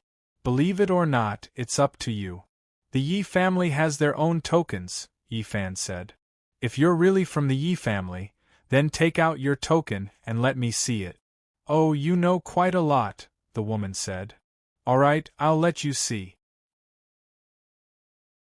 As she said that, she pulled out a red string from her clothes around her neck. Hanging from the red string was a jade pendant in the shape of a green leaf. She waved the jade pendant in front of Yi Fan's eyes, then immediately stuffed it back into her clothes. Did you see it? The woman asked. Yi Fan sat up and nodded. The woman in front of him was indeed from the Yi family. Do you believe me? The woman asked again. Yi Fan nodded again. Tell me, where did you come from? Why did you jump off the cliff? Are you a good person or a bad person? If you're a good person, I'll treat your injuries, the woman said. But don't play tricks with me. If you dare to lie to me, I'll leave you in this cave and let you rot into a pile of bones. My surname is Yi. My name is Yi Fan. I was preparing to go to Miaojiang, Yi Fan said truthfully. When I was resting at the top of the mountain, I was suddenly attacked. I wasn't his opponent, so I fell. It's over. Go to Miaojiang? The woman asked doubtfully. If you're going to Miaojiang, why did you go to the top of the mountain? Also, you said that you fell from the top of the mountain. This mountain is at least 100 feet high. If you fell from the top of the mountain, can you still be alive? I'm telling the truth. If you don't believe me, you can go to the top of the mountain and see. When I fell, a large rock under my feet was cut off by the person who attacked me. That cut can prove what I said. Yi Fan said. Then why did you go to the top of the mountain? The woman asked. I was tired from flying, so I came down to rest for a while. Yi Fan told the truth. Flying? Tired? After listening to Yi Fan's words, the woman sneered. Are you a bird? Do you think I'm a 3-year-old child? If you could fly, how could you fall? You don't even know how to lie. I was imprisoned by that person using some unknown method. My whole body couldn't move, and I couldn't circulate my spiritual energy, so I fell. Because I had a treasure with me, I didn't fall to my death. Yi Fan explained. Spiritual energy? The woman frowned and asked, Are you a qi cultivator? I'm a qi cultivator, not a Tao cultivator. Yi Fan replied. Who was that person? Why did he attack you? The woman asked. I'm not sure. Yi Fan shook his head and said, I only know that he was wearing blue and was a Japanese. This person's cultivation was very high. In less than 3 moves, he imprisoned me and forced me to the edge of the cliff. He even stole my snake shadow sword. At this point, Yi Fan felt extremely sad. That Yi Fan was right. He had lost his beloved wife and his treasured sword. He was really useless. Snake shadow sword? The woman asked, What kind of sword? Even if I told you, you wouldn't know. Yi Fan sighed. I saw a treasured sword beside you. I don't know if it was the snake shadow sword you were talking about, the woman said. What? After hearing this, Yi Fan immediately became spirited. He ignored the intense pain in his body and gritted his teeth as he stood up. The snake shadow sword is with you? Don't rush to a conclusion, the woman said. First, tell me what your snake shadow sword is like. If you're right, I'll give it to you. If you're wrong, then it proves that it's not yours. It's completely white and there's no scabbard. There's a small silver snake on the hilt. The snake's eyes are a pair of emeralds, and the snake's tongue is a ruby. Yi Fan hurriedly said, That's right, this treasured sword is very cold. It's very cold when held in my hand. Chapter 115. Snake Shadow Sword? Yi Fan's face was filled with surprise as he took the sword from the woman and cried out involuntarily. Ever since his father gave this sword to him, he carried it by his side day and night, never letting it go. After the sword was taken away, Yi Fan felt as if he had lost a family member and was in a daze. Now that the snake shadow sword had been recovered, Yi Fan caressed the sword as if it was a good friend he hadn't seen in many years. It looks like it's yours. The woman looked at Yi Fan's expression and said, Thank you, Mississippi. I can't thank you enough. Yi Fan said, Dare I ask for Mrs. name? I will definitely come to thank you in the future. My name is Yi Feishua. The woman said, What about you? My surname is also Yi, but it means Yi. Yi Fan replied, My name is Yi Fan. Yi family of weaponry? The woman was shocked. You are a member of the Yi family? Yes. Yi Fan replied. No wonder. The woman said, To have such cultivation at such a young age, to have such a divine weapon, and to have so much money, only the Yi family can do this. This time, it's all thanks to Miss Feishua that I was saved. Yi Fan said, Otherwise, I would have been eaten by wolves, worms, tigers, and leopards. It's nothing, the woman said. At that time, I was picking herbs in the mountain. As I was picking herbs, I heard a roar from the mountain. Then, a large rock rolled down. I thought it was an earthquake. Just as I was about to go down the mountain, I heard a plop. You fell directly in front of me and gave me a fright. Before I could react, your sword fell from the sky and stabbed straight into the rock beside you. It took me a lot of effort to drag you into this cave. What was going on? After Yi Fan heard Yi Feishua's explanation, he couldn't understand. The blue-clothed man had clearly snatched the snake shadow sword, so how could he give it up so easily? Could it be? Yi Fan suddenly remembered that when his mind was controlled by the evil qi in his body, the frost dragon protected its master. Could it be that this time was the same as last time, and the snake shadow sword broke free from the blue-clothed man? When Miss Yi saved me, did you see anyone else? Yi Fan asked. Others? Are you talking about the man in blue who attacked you? I didn't see him, Yi Feishue said as she added firewood to the fire. Oh, Yi Fan replied. Don't just stand there, Yi Feishue said as she stood up. Make the fire bigger. I'll go get the things. As she spoke, she turned and walked towards the rock where she had changed her clothes. Yi Fan nodded and sat next to the bonfire. He used a wooden stick to poke at the bonfire. After a while, Yi Feishue came out from behind the rock. Her left hand was carrying 2 hares, and her right hand was holding a thick bamboo tube. You're lucky to have met me, Yi Feishue put down the hares and bamboo tube, and then sat across from Yi Fan. She took out a sharp dagger from her ankle and began to deal with the hares. I've seen your injuries. The one on your head is new, so it won't be a big problem. But from your pulse, your internal injuries aren't light. If you want to heal them, it will take some time. Miss Flying Snow is right, Yi Fan said. My 5 viscera and 6 bowels have been severely injured by the cold chi. It has already been several days. Why didn't you find a doctor to treat your injuries? What are you doing in this deep mountain forest? Oh, right, you said you were going to Miaojiang? Yi Feishue said without raising her head as she deftly skinned the hares. Yes, I'm going to Miaojiang, Yi Fan continued to poke at the bonfire. You still have to treat your injuries first, Yi Feishue continued. If you were an ordinary person, you would have vomited blood and died. I'm in a hurry, Yi Fan said. What's more important than your own life? Yi Feishue picked up the other hares after she finished dealing with them. Save my wife, Yi Fan replied. Your wife? Yi Feishue looked up at Yi Fan when she heard this. She continued to work. What happened to your wife? My wife was kidnapped, Yi Fan said. His heart began to feel sad again. Kidnapped? Yi Feishue immediately stopped what she was doing when she heard this. Who is so bold to go against the Yi family? Yi Fan didn't say anything. Then why are you going to Miaojiang? Yi Feishue asked. Your Yi family has many experts. It shouldn't be difficult to save a person. I have found my wife, Yi Fan said. But I don't know what kind of magic was used on her. She doesn't recognize me at all. I went to Miaojiang this time to find a senior and ask her for help. I want to see if she can help my wife recover her memory. Is there such a thing?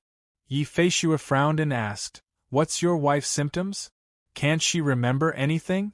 Amnesia? It's not as simple as amnesia, Yi Fan said sadly. In just a few days, it's like she's a completely different person. Her name and memory have all changed. If I didn't see it with my own eyes, I wouldn't believe it. Could it be that she was hypnotized? Yi Feishue said to herself. When Yi Fan heard Yi Feishue's words, he suddenly remembered that his father had said that the Yi family's medical skills were unparalleled in the world. Thinking of this, he suddenly got up and asked, completely forgetting the pain in his body. He strode in front of Yi Feishue and grabbed Yi Feishue's hand that was covered with rabbit blood. Miss Feishue, do you know what's going on? Is there a way to restore my beloved wife's memory? The Yi family's medical skills are well known in the world. There must be a way to restore Chico's memory, right? Yi Feishue was suddenly blushed by Yi Fan's action. Since she was a child, no strange man had ever touched her hand. You. Don't be in such a hurry, Yi Feishue stuttered with a red face. Let go of me first. Let me think. After hearing this, Yi Fan looked down at Yi Feishue's hand that he was holding tightly. Only then did he realize that he had lost his composure. He quickly let go of Yi Feishue's hands. I'm sorry. I was anxious and offended, Miss Yi. Yi Feishue touched her hand and her face was red. I heard my father say that there are several types of amnesia. The first type is temporary amnesia caused by a blow to the head. In this situation, the patient will slowly recover after 3 to 5 days, or at most a month. That's not the case, Yi Fan said hurriedly. What about the second type?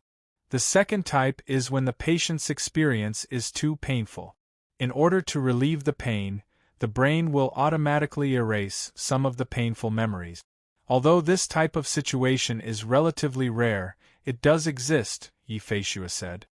That's not the case either, Yi Fan shook his head. Chico and I are very loving. Our relationship is very good. That's definitely not the case. Is there anything else? The third type is when the patient is hypnotized, Yi Feishui said with a frown. I've heard my father talk about hypnosis. This kind of magic originated from witchcraft. It was originally used to treat hysteria and mental problems caused by great psychological trauma. Later, it was used by some charlatans to swindle people and do some shady business. This type of hypnosis depends on the ability of the caster. The effects of the hypnosis are also different. Generally, the caster needs the cooperation of the other party to be hypnotized. Furthermore, the duration of the hypnosis is usually not long, at most a few hours. However, some experts in hypnosis are different. They don't need the cooperation of the other party. With a single action, a single sentence, or even a single look, they can directly hypnotize the other party. Even after the hypnosis, the other party will be completely unaware. These kinds of experts in hypnosis are extremely rare, but they do exist. If I'm not wrong, your wife should have been hypnotized by this kind of expert. Then when will she be able to recover her memories? Yi Fan asked. That depends on the caster. Yi Feishui said. From what you said, the expert who hypnotized your wife not only hypnotized her, but also gave her a strong psychological suggestion. Thus, she completely forgot everything about her past. Then, she will firmly remember the memories that the hypnotist forced on her. To be able to do what you said, this hypnotist expert is definitely not simple. As for recovering the memories of the hypnotist, I'm afraid that the hypnotist will have to be dispelled by the hypnotist himself or find a hypnotist expert who is even more powerful than the hypnotist. Then, Miss Yi, do you know this type of hypnosis? Yi Fan asked. Me? I can't. Yi Feishui said. My father knows a little, but I don't know how good he is. Your father knows this type of hypnosis? Yi Fan's heart lit up with a glimmer of hope. Then, can we ask him for help? That's easy, Yi Feishui said. When I go back, I'll tell my father. He has a good impression of your Yi family and will definitely help. However, I'll make it clear in advance that I can't guarantee that my father will be able to recover your wife's memories. Of course, Yi Fan immediately said after hearing this, whether or not you can recover Chico's memories, I'll be very grateful. That's enough, you can rest assured. As Yi Feishui spoke, she sat down again and began to clean up the wild rabbit. Eat your fill first. After eating, I'll treat your injuries. How can you go back with me to see my father in this state? I can't carry you. Miss Yi is right, Yi Fan said as he endured the pain and squatted down. He broke 2 branches and skewered the wild rabbit that Yi Feishui had already cleaned up, then roasted it over the fire. By the way, you said that your internal injuries were caused by the cold, Yi Feishui asked Yi Fan as she busied herself. I saw that the cold on your sword was quite strong. Could it be that your opponent's cold was stronger than yours? I'm ashamed to say this, Yi Fan said with a bitter smile. I was injured by my own cold. Your own cold? You injured yourself with cold? Yi Feishui was stunned at first, then asked, were you thinking of killing yourself at that time? It's a long story. As Yi Fan spoke, he told Yi Feishui how he was injured at that time. After hearing this, Yi Feishui was so angry that she gritted her teeth. She fiercely stabbed the dagger into the ground, then picked up the branch that Yi Fan broke and stabbed it into the rabbit meat, then angrily roasted it over the fire. This kind of shameless person should be like this rabbit, skinned and pulled out the tendons, then roasted it over the fire. Roast it, roast it, roast it until it's burnt, Yi Feishui said fiercely. I wonder how Chico is now, Yi Fan said as he rotated the roasted rabbit. You're already like this, and you're still worried about her? Yi Feishui angrily said. She's now eating delicacies, wearing silk and satin, living in a high place, and has that pretty boy cousin protecting her. What about you? You're now seriously injured, half dead from the fall, cooped up in this cave, and even encountered such unlucky weather. The authorities are looking for you, the blue-clothed man injured you, and even stole your treasured sword. You still have the heart to think about her? If it wasn't for her, would you be injured like this? Fortunately, you still have me, this beautiful. Yifeshua paused. You still have me, this kind person, by your side. Otherwise, you would already be dead. This matter isn't her fault, it's my fault, Yifan said with a sigh. If it wasn't for my carelessness, she wouldn't have been kidnapped. You just called her Chico? That's your wife's name? Yifeshua raised her head and asked. Yifan replied.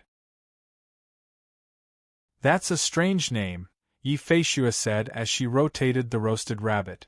She's not Han, Yifan explained, she's Japanese. I was wondering, Yifeshua said. You don't know, Yifan said. The first time I met her was similar to this. It was also in this cave. She was also the one who saved me, and we ate the same roasted rabbit. Such a coincidence? Yifeshua covered her mouth and laughed. Yifan nodded.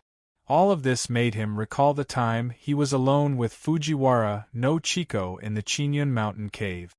You and your wife must have a very good relationship, right? Yifeshua asked. Yifan replied. Your wife must be very beautiful, right? Yifeshua asked. Yifan nodded. Chico is not only pure as ice and jade, but also has a dignified appearance. She is educated and has a virtuous temperament. Her cultivation level is also not low. She's a rare and extraordinary woman. There's actually such a woman in the world? Yifeshua said. Don't lie to me. Actually, these are not enough to describe her, Yifan said. You'll know when you meet her. If there's a chance, I'd like to meet her, Yifeshua said. I'll see if you're bragging. Sure, Yifan said. When the time comes, I'll introduce you to her. You two will probably become good sisters. Her temper is somewhat similar to yours. She doesn't show mercy with her words. Then I'd like to meet her even more. As Yifeshua spoke, she put the roasted rabbit under her nose and sniffed it. Then, she handed it to Yifan. This one is done. Try it and see if it's as good as your Chico's. Miss Yi, you should eat first. Mine is almost done, Yifan said. Let me do it. Yifeshua snatched the unfinished rabbit from Yifan's hand and stuffed the one she had already roasted into Yifan's hand. You're injured, so you should eat first. Besides, I'm really afraid you'll burn it. Yifan had no choice but to eat first. The rabbit was roasted by Yifeshua until it was golden brown. It was crispy on the outside and tender on the inside. The fragrance assailed his nostrils. But even so, Yifan only ate half of it. When he saw the roasted rabbit, he was reminded of Fujiwara no Chico. He was in no mood to swallow it. What's wrong? Is it not good? Yifeshua asked. No, Yifan said. Miss Ye's cooking is very good. It's just that I'm thinking of Chico, so I can't eat it. Does this roasted rabbit remind you of your wife? Yifeshua was exceptionally smart. She immediately saw through Yifan's thoughts. Yifan nodded. Do you want to save your wife? Yifeshua asked without raising her head. Of course I do, Yifan answered without hesitation. You're seriously injured right now and you're not eating properly, Yifeshua said. You can't even take care of yourself. How are you going to save your wife? After Yifan heard this, he was silent. He remembered the words Yifan said to him in his dream. Eat properly. After you're done eating, I'll treat your injuries, Yifeshua continued. When you're better, you'll come back with me to see my father. See if my father has a way to restore your wife's memory. You're already an adult. Don't be as immature as a child.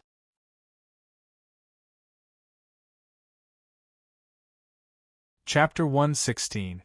After the two of them finished eating the roasted rabbit, Yi Feishue brought the large bamboo tube in front of Yi Fan. Take off your shirt, Yi Feishue said as she walked behind Yi Fan. Take off my shirt? Yi Fan hurriedly asked, why do I need to take off my shirt? To treat your injury, of course. Yi Feishue pulled out the stopper of the large bamboo tube and took out a small cloth bag from inside. You need to take off my shirt to treat my injury? Yi Fan didn't understand how Yi Feishue was going to treat his injury. I'm going to perform acupuncture, Yi Feishue said. How am I going to perform acupuncture with your shirt on? As she said this, she opened the cloth bag. Inside it was densely packed with silver needles of various thicknesses and lengths. Yi Fan had no choice but to take off his shirt. When the close-fitting flawless robe left Yi Fan's skin, it emitted a soft white light that made Yi Feishue very surprised. Is this the treasure you were talking about that prevented you from falling to your death? Yi Feishue asked. Yi Fan said with a red face. Besides Xiao Zhao and Fujiwara no Chiko, no other woman had seen his body. You're really interesting. Yi Feishue saw that Yi Fan was shy and couldn't help but laugh. I didn't even say anything, but a man like you is actually embarrassed. Yi Fan's face turned even redder after he heard this. I've been learning medicine from my father and grandfather since I was a child. What haven't I seen? Yi Feishue said with a smile, as she took out the silver needles from the cloth bag. Let alone a naked man, I don't even know how many corpses I've dissected. No wonder Miss Ye's knife skills were so clean when you were dealing with the wild rabbit, Yi Fan said. You'll need at least 3 to 5 days to recover from your injuries. I'm going to seal up most of your internal organs and meridians first. This way, the burden on them will lessen and you'll be able to rest and recuperate. Yi Feishue spoke as she inserted needles into Yi Fan's back. You mustn't get angry over the next few days, and you mustn't get angry or sad or have any other mood swings. You must know that happiness, sadness, anger, sadness, spleen, sadness, fear, kidney, and gallbladder. I'm afraid I can't do it, Yi Fan said. He could do other things, but it was impossible for him not to miss Fujiwara no Chiko. You have to do it even if you can't. Yi Feishue continued to perform acupuncture. I know you miss your wife, but you have to do it in moderation. Otherwise, your injury will worsen. Can't I use spiritual energy to heal myself? Yi Fan asked. Spiritual energy can't be used as food. Yi Feishue said. If your 5 viscera and meridians were damaged, spiritual qi would be able to heal them. However, your 5 viscera and 6 bowels have been completely eroded by the cold qi. It's like being shot by an arrow. We have to take the arrow out first before we can treat it. Otherwise, with the arrow still inside, your skin will have already healed. Wouldn't that be worse? Yi Feishue continued. Your injury is the same. First, you have to force the cold out of your internal organs through the stimulation of the needles. Then, you have to use medicine to treat it. That's the only way to heal your injury. If you forcefully use spiritual energy to stimulate the potential of your internal organs, you'll feel like you're gradually recovering in a short period of time. In fact, you're killing the goose that lays the golden eggs.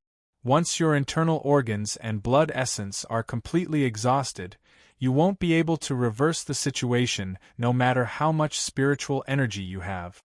After Yi Fan heard this, he inwardly exclaimed that it had been a close call. If he hadn't coincidentally met the Yi family, he was afraid that he would have continued to channel his spiritual energy and forcefully circulated it through his internal organs and meridians. If that had happened, he would have died within a few days. You were born with this crescent moon birthmark? Yi Feishue asked from behind him. Yes, Yi Fan replied. What a coincidence, Yi Feishue said. I heard from my father that our Yi family had an ancestor with a crescent moon birthmark on his back. I wonder if your birthmarks are the same.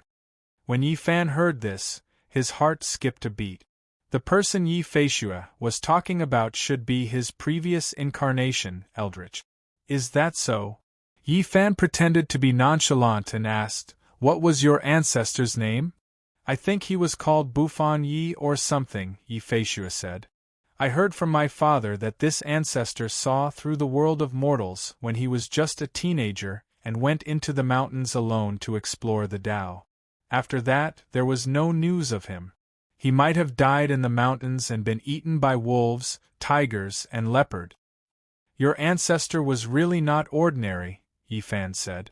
That was nothing. Yifeshua continued to take out needles from her cloth bag. More than 10 years later, my ancestor's older brother seemed to have committed some evil deed. He actually left a letter home and then disappeared. Yichio, the person holding the umbrella. Yifan was shocked. Don't tell me he also saw through the world of mortals? Yifan asked. Who knows? Yifeshua said. I heard from my father that the letter only said something about taking care of his parents and nothing else. That's strange, Yifan said. I'm done with the needles at the back, Yifeshua said as she took the needle bag from behind Yifan and squatted down in front of Yifan. It's time to go to the front. You inserted needles at my back? Yifan was shocked. Why didn't I feel anything? If I didn't insert needles at your back, why would I run behind you? Did you think I was playing hide and seek with you? Yifeshua said as she took out a 3-inch-long silver needle from the needle bag and inserted it into Yifan's chest. Yifan immediately closed his eyes. Ever since he was young, he was most afraid of needles. Look at you. You're still a member of the Yi family, Yifeshua said with a smile. Yifan opened his eyes and saw that the silver needle had been inserted. There was no pain at all. Yifeshua had already started the second needle.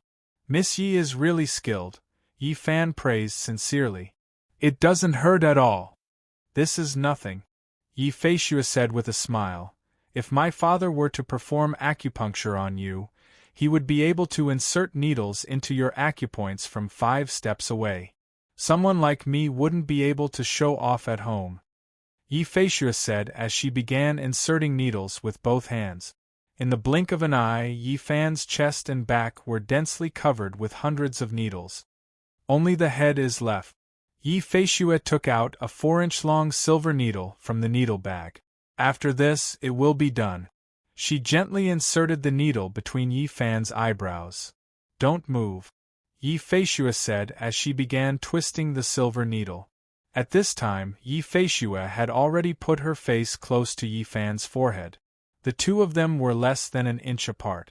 Yifan, whose eyes were tightly shut, could only feel Yifeshua's breath. When her hot breath blew on his face, it tickled. Yifan felt the tickling and immediately opened his eyes. After opening his eyes, Yifan's face was flushed red. At this time, Yifeshua's snow-white neck was right in front of his eyes. Her fragrance was like orchids and her skin was creamy. What made Yifan even more unbearable was that because of Yifeshua's curvaceous figure, her full breasts rose and fell in front of Yifan's mouth. When Yifan saw this, his blood rushed to his head. His face immediately turned red and he hurriedly closed his eyes again. Don't be anxious, it'll be done soon. Yifeshua saw Yifan opening and closing his eyes and thought that he was anxious. Just as Yifan's heart was thumping, he suddenly felt a cool sensation slowly pour down from between his eyebrows to his chest. Then it spread out and traveled through his 8 extraordinary meridians. In the blink of an eye, his 5 viscera and 6 bowels felt much more relaxed. The pain had completely disappeared. The Yi family's medical skills were truly worthy of their reputation. How do you feel? Yifeshua asked. Yifan opened his eyes and saw Yifeshua looking at him with a smile. Thinking of the scene just now, Yifan's face turned red again. When Yifeshua saw Yifan's face turn red, she thought that she had pricked the wrong acupoint. She hurriedly walked over and asked, "What's wrong with you? Are you not feeling well?" No. Yifan hurriedly waved his hand and said, "I feel much better. It doesn't hurt at all." Miss Ye's medical skills are truly worthy of being the reincarnation of Hua Tuo and Bien Quebec. That's more like it, Yifeshua said with satisfaction. That's right, hurry and sit down. Don't move around. I'll pull out the needles for you in a bit. Okay. Yi Fan immediately sat down. What happened to you just now? Why is your face so red? Yi Feishue asked as she added firewood to the fire. Did the last needle hurt? It shouldn't have. Does Miss Yi usually perform acupuncture like this for others? Yi Fan asked as he sat obediently on the hay. No. Yi Feishue said, usually, when I perform acupuncture for others, the patient lies down. I'll first prick the back of the patient and then prick the front of the patient after the back of the needle is pulled out. The environment here is not good and your injuries are too serious. It's best to perform acupuncture at the same time. No wonder. Yi Fan thought to himself. Just now, Miss Yi was too close to me. Yi Fan said with a red face, so. He did not continue. After hearing Yi Fan's words, Yi Feishue immediately understood what Yi Fan meant. Her face turned red all the way to her neck. She immediately pulled up her collar and pointed at Yi Fan and scolded, You bastard. I. Yi Fan hurriedly explained, I didn't do it on purpose. I really didn't do it on purpose. The red-faced Yi Feishue looked at Yi Fan angrily, and could not say a word for a long time. She could not blame Yi Fan for this. She was only focused on the needles at the time and did not think of this. Miss Yi? Miss Yi? Yi Fan shouted when he saw Yi Feishue sitting there with her head down and fiddling with a piece of hay for a long time. What? Yi Feishue looked up and glared at Yi Fan as she said angrily. Can my needle? Yi Fan whispered, Can it be pulled out? I don't know. Yi Feishue said impatiently, It's up to you to pull it out or not. Miss Yi, I really didn't do it on purpose. Yi Fan explained again, Don't be angry. He stood up as he spoke. Who told you to move? Yi Feishue said angrily, Sit down. Yi Fan obediently sat back down. Seeing that you're still honest, I'll let it go this time. Yi Feishue lowered her tone, If there's a next time, I'll dig your eyes out. Then my needle. Yi Fan said, I must have owed you in my previous life. Yi Feishue said as she threw away the hay in her hand and took out 2 pieces of white cloth from the large bamboo tube. After unfolding them, each piece of white cloth was 4 feet long and 2 feet wide. Miss Yi, what are you doing? Yi Fan asked in confusion. Pulling out the needles. Yi Feishue said as she spread the 2 pieces of cloth in front and behind Yi Fan. Yi Fan was confused by her actions, but he did not dare to ask. Although Yi Feishue was not as angry, she still had a straight face and pouted. Stand up. After Yi Feishue finished spreading the white cloth, she said in a neutral tone.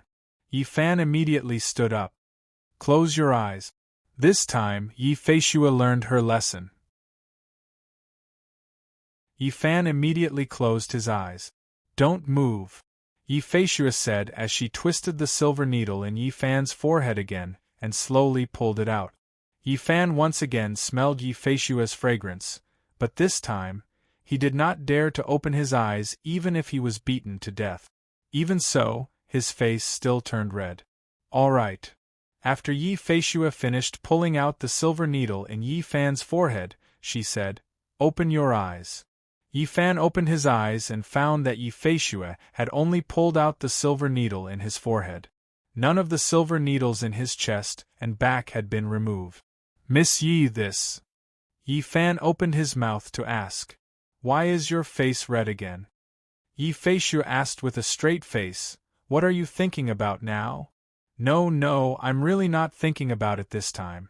Yi Fan hurriedly said. You know what you're thinking about. Yi Feishue curled her lips and said. Miss Yi, listen to me. This time, I'm really.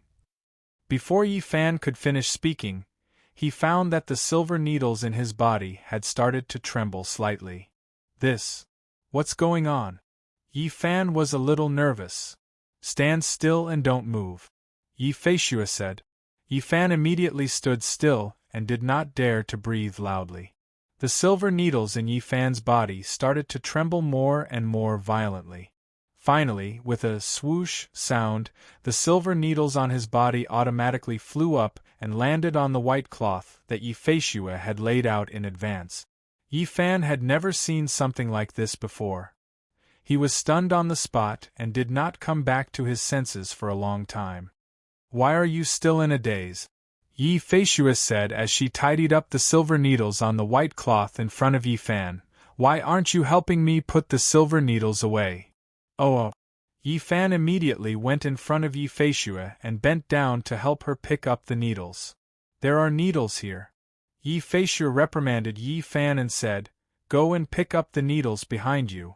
Yi Fan eagerly went to pick up the silver needles on the other side. "You're so clumsy. I should really treat you properly." Yi Feishue suddenly stopped moving and went silent.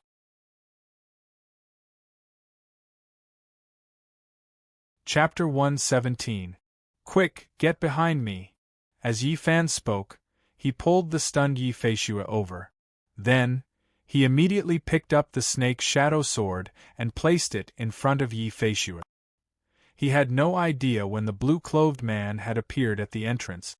Earlier, when Yi Feishue told him that he couldn't use his qi, he had concentrated all of his qi into his qi. As a result, his 5 senses were completely the same as a normal person's. In addition, it was raining heavily outside the cave, so he didn't hear anything. Hiding behind Yi Fan, Yi Feishue tightly grabbed onto Yi Fan's arm. She secretly picked up the silver needles and held them in her hand. The blue-clothed man with a sinister smile slowly walked into the cave and stopped about 2 zhang away from them. He wore a blue warrior's uniform and looked to be in his 40s. He had a fierce face, triangular eyes, and a square mustache below his nose. With one look, one could tell that he wasn't a good person. What was strange was that even though it was raining heavily outside, the blue-clothed man's head and body were not wet at all. The raindrops that fell from the entrance of the cave immediately fell elsewhere when they were about an inch away from the blue-clothed man. What a powerful protective qi! Yi Fan thought. This person's zhenqi had already been cultivated to perfection. Ordinary swords and sabers wouldn't be able to harm him in the slightest. The bare-chested Yi Fan held the snake's shadow sword horizontally in front of him. He vigilantly watched the blue-clothed man's every move. He didn't put on his shirt properly because he knew that this person's movements were extremely fast. Furthermore, he was proficient in combos. The time he took to put on his shirt was enough for this person to use several moves. "What you have is no match for me," the man in blue said in very stiff Chinese. He stretched out an index finger and shook it. "Your sword, give it to me. Miss Hua, give it to me. Mine won't kill you." Yi Fan and Yi Feishue both understood these words. What the blue-clothed man meant was that as long as Yi Fan gave him the snake shadow sword and Yi Feishue, he wouldn't kill Yi Fan. "Tui!" Yi Feishue, who was standing behind Yi Fan, immediately scolded, "Shameless bastard! Did you hear that?" Yi Fan coldly said, "Why haven't you scrammed yet?" As Yi Fan spoke, he began to slowly channel the spiritual energy in his qi into his hand. Although Yi Feishue had warned him not to use his spiritual energy for the next few days, the situation was urgent and he couldn't care less. Not only that, he also began to slowly absorb the spiritual energy of the Blood Phoenix. Ever since the battle at the ancestral home, he had absorbed the spiritual energy of the Blood Phoenix. The Blood Phoenix's spiritual energy was not as good as before.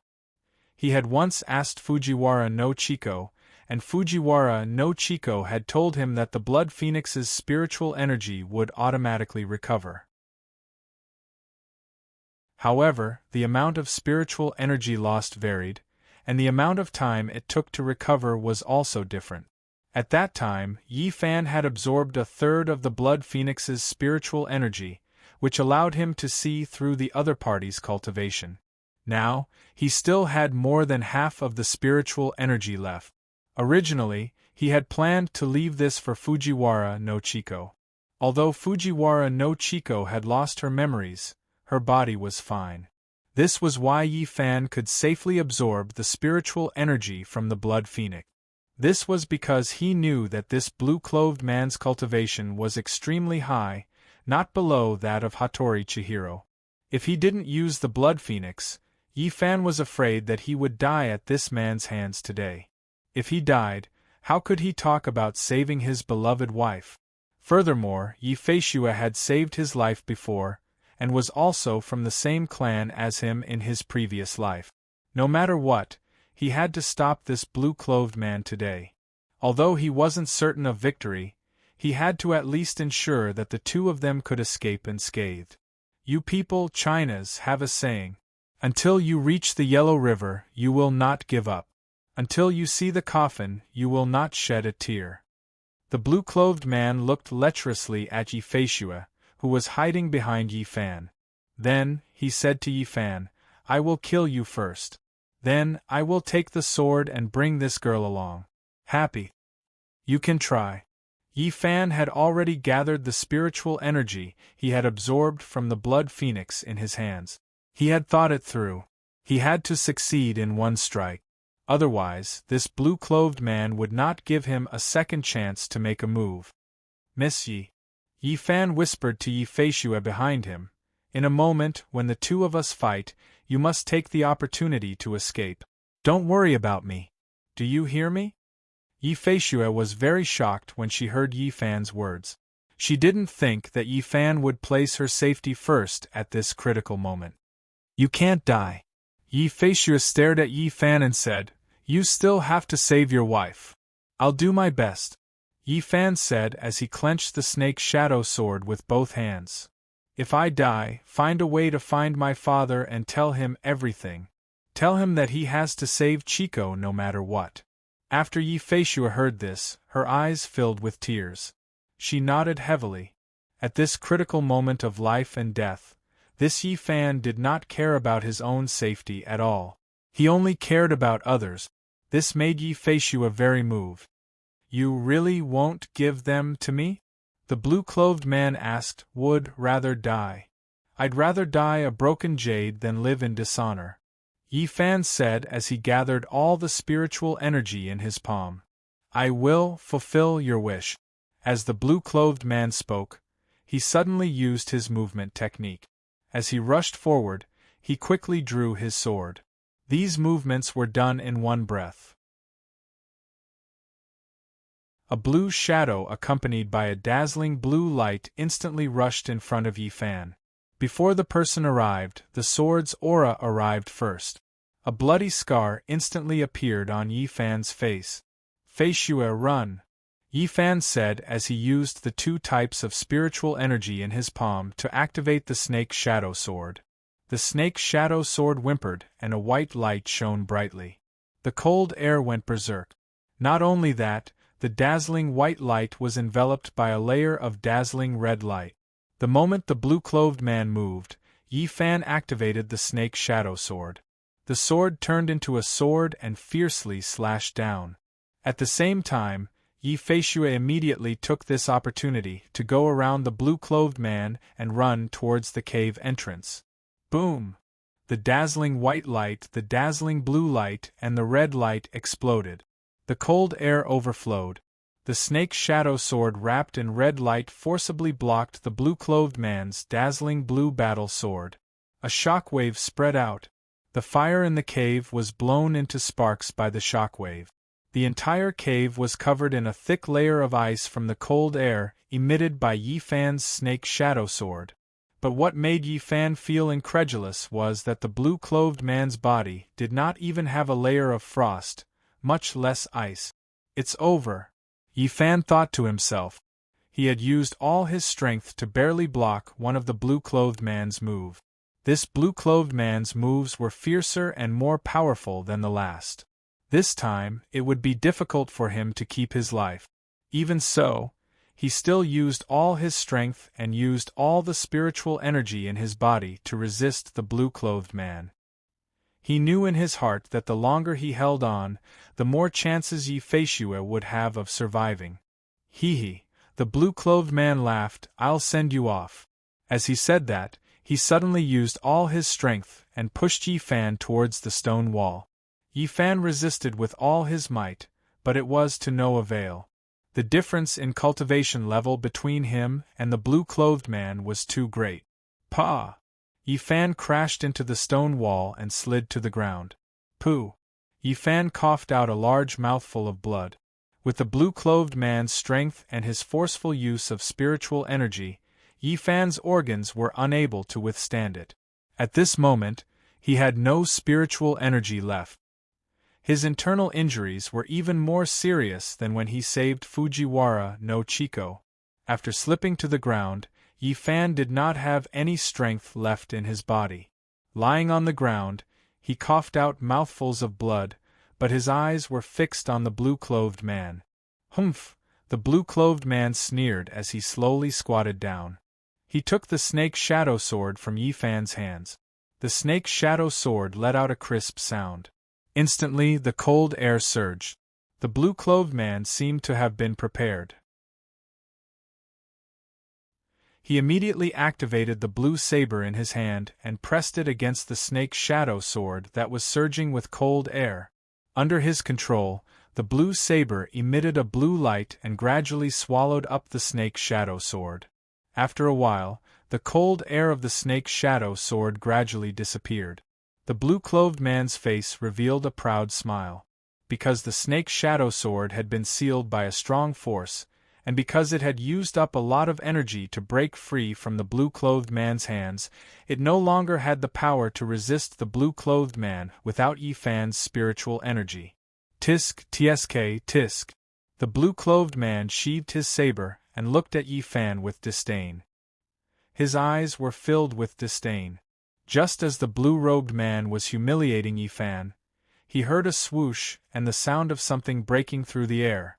The blue-robed man turned around abruptly and saw dozens of cold beams of light shooting towards him from the cave entrance like a rainstorm. Yi Feishue did not leave after escaping the cave. She was worried about Yi Fan, so she secretly hid at the cave entrance to observe.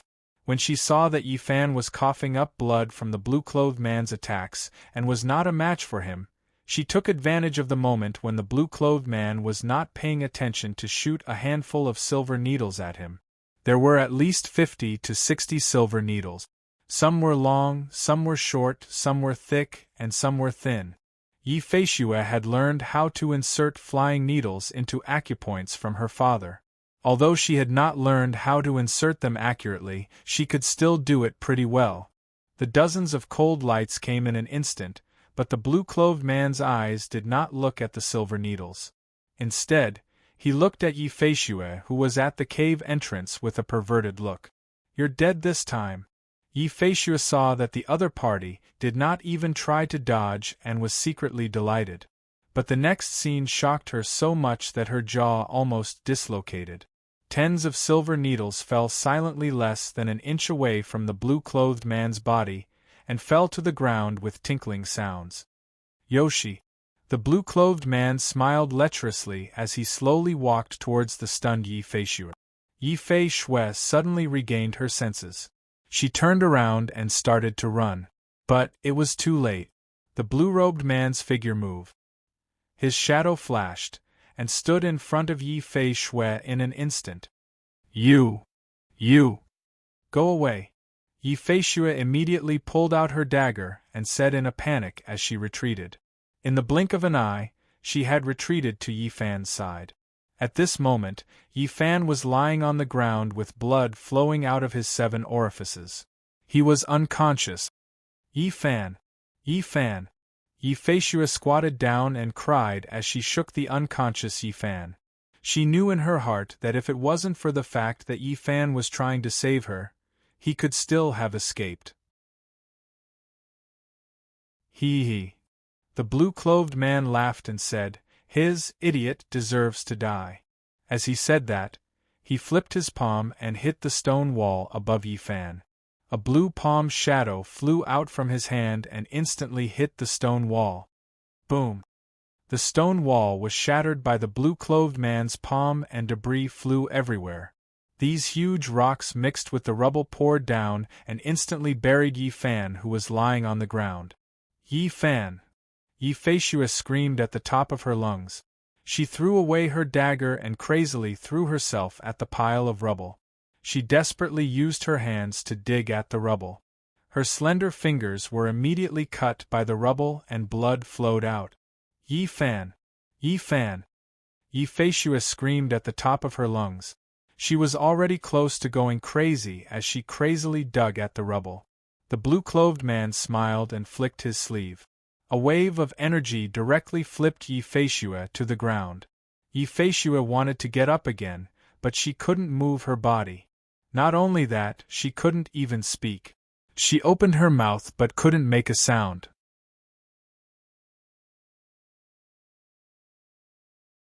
Chapter 118. Drip, drip. It was the sound of water dripping. Yi Fan opened his eyes and stood up. The bamboo forest was green, and the ancient well was still the same. He had once again returned to the place from his dream. This place hadn't changed, but the wind this time was stronger. The bamboo forest swayed, and the bamboo leaves rustled. "I have nothing to say to you." The red-eyed Yi Fan slowly walked out of the bamboo forest with his hands behind his back. "It hasn't been long, and you've been beaten half to death again." "Am I already dead?" Yi Fan asked. "Dead? Humph," Yi Fan sneered. "Soon." "Where is this place?" Yi Fan asked. "This is your heart," Yi Fan said. "My heart?" Yi Fan was puzzled. "Your heart," Yi Fan replied. "Why did I come here?" Yi Fan asked. "Where's Yi Feishua? Where's the blue-clothed man? Where's my sword?" "You still have the nerve to ask?" Yi Fan looked at Yi Fan mockingly. The treasured sword was snatched away by the blue-clothed man. Yi Feishua was restrained by the blue-clothed man. As for the blue-clothed man, what do you think he's doing? "Miss Yi she." Yi Fan felt as if he had been struck by lightning when he heard this. She's about to die, yet she still has the mind to think about others. "How foolish," Yi Fan said with a look of disdain. "Is there a way to save her? Is there a way?" Yi Fan quickly walked in front of Yi Fan and asked anxiously, "Why? Have you taken a liking to her?" Yi Fan asked with a smile. "She's from the Yi family. Her father should be able to help Chico recover her memories. And what?" Yi Fan asked. "I was part of the Yi family in my previous life. Besides, she saved my life, so I can't just ignore her," Yi Fan said. "Is there any way to save her?" "Well, it's not like there's no way," Yi Fan said. "What is it?" Yi Fan said, "That blue-robed man's cultivation level is extremely high. I am no match for him.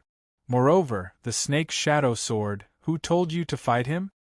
Yi Fan interrupted him. "Then you mean?" Yi Fan asked.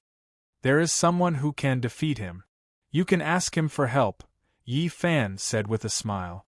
"Who can we ask for help at this time? If we go any later, I'm afraid Miss Yi she." Yi Fan said anxiously, "Why don't you wake me up quickly? I will use all the spiritual power of the Blood Phoenix to save Yi." "That person is me," Yi Fan interrupted him again. "You?" Yi Fan asked doubtfully. "Let me out for some fresh air, and I will help you deal with that blue-robed man. How about it?" Yi Fan stared at Yi Fan with his blood-red eyes. "Let you out?" Yi Fan understood what he meant. "No." Yi Fan shook his head. "If I let you out, you will control my mind." "Absolutely not." "Don't worry about that," Yi Fan said. "I promise you I will definitely come back in 4 hours. Just 4 hours." "I don't believe your words," Yi Fan said. "If you don't come back, what will I do?" "Don't forget that I am still sealed by 3 seals. Besides, isn't the flawless robe still with you? What's there to worry about?" Yi Fan said. "This." Yi Fan was a little hesitant. "Do as you deem fit. I don't care." Yi Fan smiled and turned around to admire the scenery of the bamboo forest. "It has nothing to do with me." Yi Fan did not say anything after hearing this and fell into deep thought. He was no match for the blue-robed man, and the snake's shadow sword had been taken away.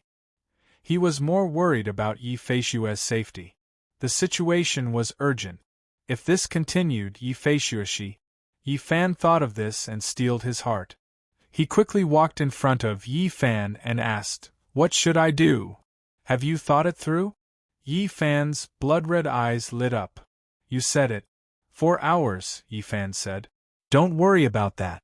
Since I promised you, I will definitely keep my promise," Yi Fan said with a smile. "Is there still time?" Yi Fan asked. "In this place time is still," Yi Fan said. "The blue-robed man has just restrained Yi Feishue. There is still time." "All right, I'll believe you this once," Yi Fan said. "What should I do? How do I get you out?" "It's very simple," Yi Fan said with a smile. "As long as you agree to it, it will be fine." "I agree," Yi Fan said. "All right, wait for me here." With that, Yi Fan disappeared. In the bamboo forest, only Yi Fan was left with a dumbfounded look on his face. At this moment, the blue-robed man was carrying Yi Feishue into the depths of the cave with a lewd smile on his face. In his arms, Yi Feishue's eyes were tightly shut as tears flowed down her cheeks. At this moment, her heart was like dead ashes. This was the first time in her life that she had met someone who was willing to sacrifice his life for her. She did not expect that before she could even say a word of thanks, this person would lose his life for her. "Yi Fan, I'm sorry. I can't do what you asked of me," Yi Feishue thought as she closed her eyes. When they reached the depths of the cave, the blue-robed man found an empty space and put Yi Feishue down. Then he started to take off Yi Feishue's clothes. At this moment, Yi Feishue's clothes were completely soaked by the rain. Her curvaceous figure was faintly discernible. This made him even more lustful as his eyes burned with fire. In a blink of an eye, Yi Feishue was only left with her undergarment. He.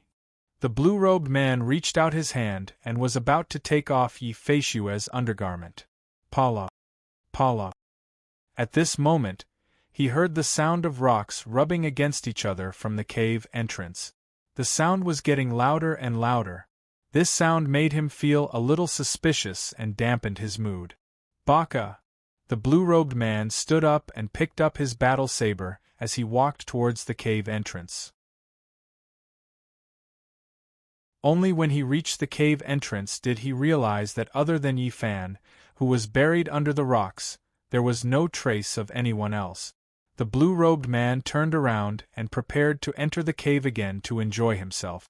Swish! At this moment, the rocks that buried Yi Fan suddenly shot out countless dazzling red lights from the cracks in the rock. The rocks also began to move along with the red lights. The sound of rocks rubbing against each other was heard again. The entire cave was illuminated by the dazzling red lights. "Nanny!" The blue-robed man could not believe the scene in front of him. Yi Fan, who was buried under the rocks, was clearly bleeding from his 7 orifices and was no longer breathing. How could he release such a terrifying force? When the blue-robed man thought of this, he immediately pulled out his battle saber. He looked warily at the red light that was growing stronger and stronger as the rocks began to move more and more. Boom! Within the rocks, the red light exploded. The huge rocks instantly exploded, turning into countless tiny fragments. The sky was filled with rocks as they poured down in torrent. It was like a rain of rocks. In the rain of rocks, Yi Fan, who was 3 feet above the ground, had blood-red eyes. He constantly shook his head and moved his neck as he stretched his body. When the rocks that filled the sky fell a foot away from Yi Fan, they immediately turned into fine powder and turned into a fog of rocks. This scene shocked the blue-robed man so much that he immediately held his saber with both hands and took a few steps back. He could not understand what had happened. What he knew was that the person in front of him had a high cultivation level. It was definitely not something that the pretty boy from before could compare with. "I'm finally out," Yi Fan muttered to himself. As he spoke, he slowly landed on the ground. After he landed, he still shook his neck, swung his arms and kicked his legs. It was as if he had not moved for a long time. It's still better to be outside, Yi Fan said after he was done with the exercise. After he finished speaking, Yi Fan clasped his hands behind his back and looked at the blue-robed man with a sinister smile. Who are you? The blue-robed man, who was holding his battle saber tightly, asked. Even a fool could tell that this person in front of him was a completely different person from his temperament, tone of voice, and cultivation level. Especially those eyes. The blood-red scara matched with the black pupils made him look like an Azura from hell.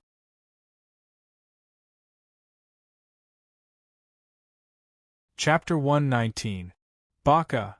As the blue-robed man cursed, he once again displayed his strange movement technique. The one who struck first would gain the upper hand, and the one who struck later would suffer. All that could be seen was a blue shadow enveloped in a faint blue light as it charged towards Yi Fan. Hee, it's rare for me to come out for a walk.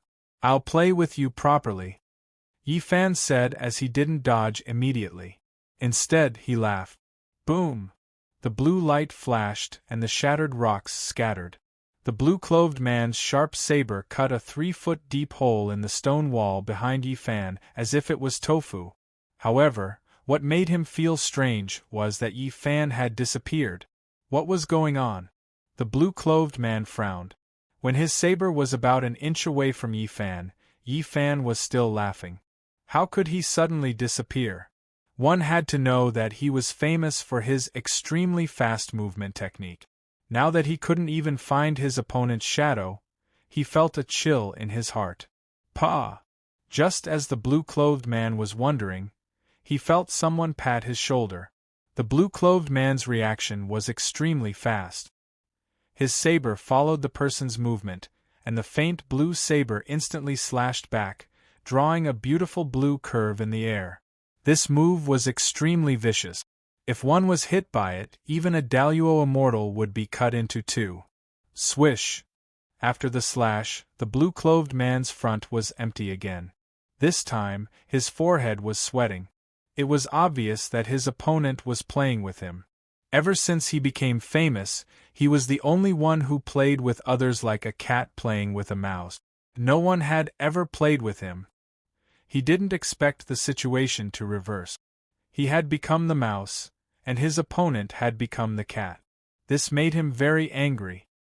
He held his saber tightly with both hands, and his eyes were vigilant as he observed the movements in the cave. Hee. The blue-clothed man suddenly heard a mischievous laughter. He was so shocked that he turned around and slashed again. However, just like before, there was nothing behind him. Baka! The blue-clothed man was flustered and exasperated as he cursed loudly.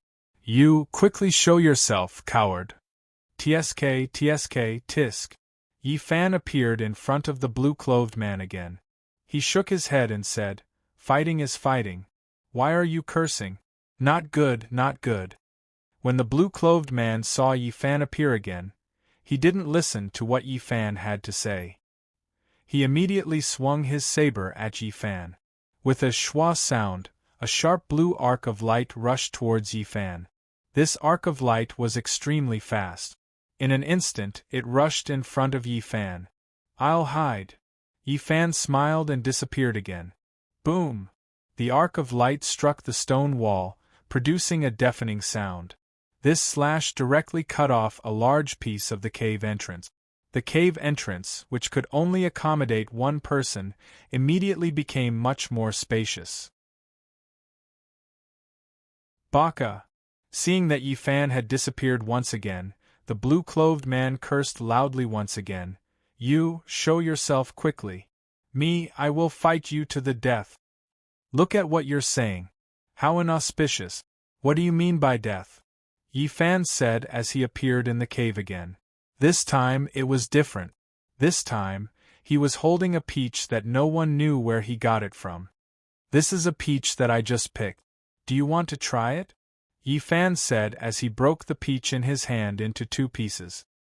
He handed one of the pieces to the blue-clothed man and said, I'll give you a big one.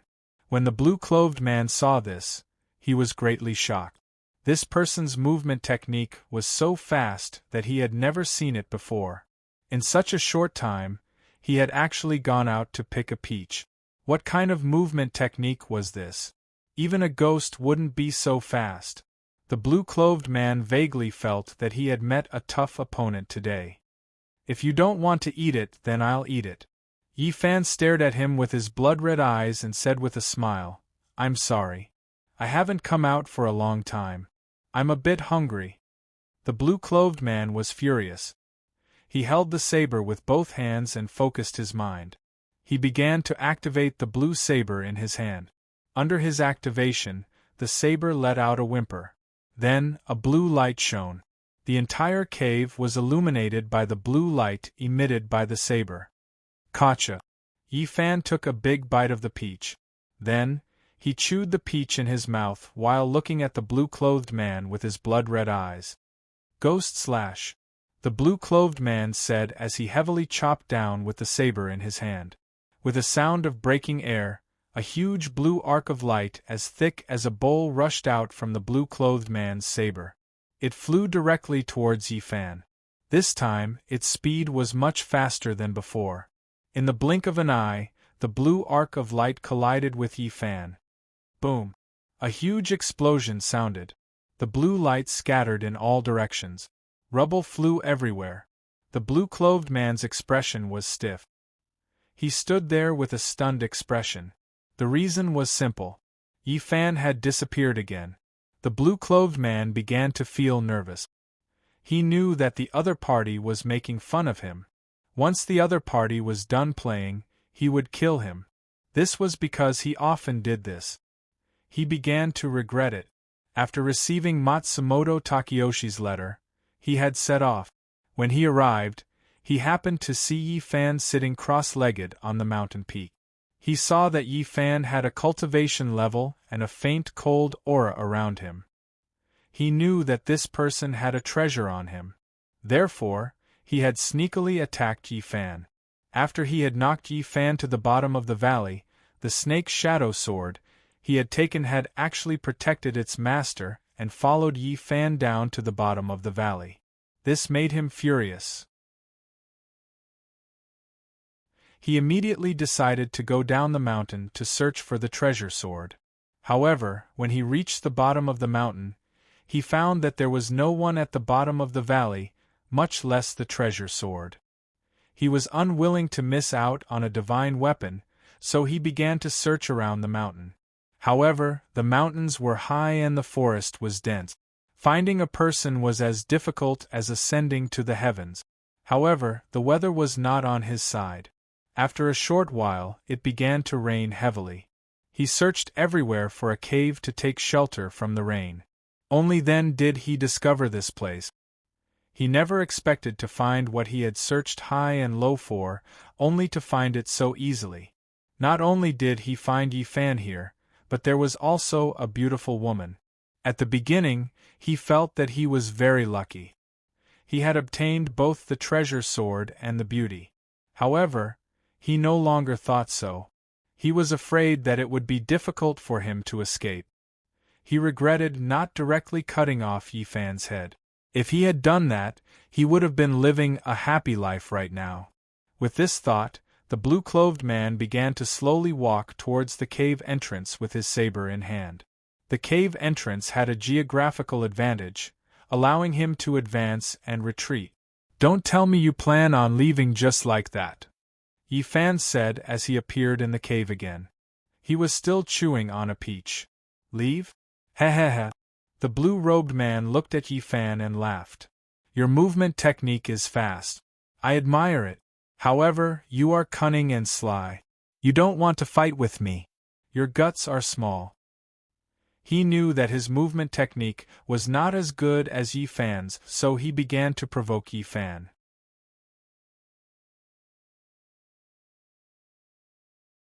Chapter 120. Hee hee. The blue-clothed man laughed. "You won't be able to dodge it this time. No one has been able to dodge this move of mine."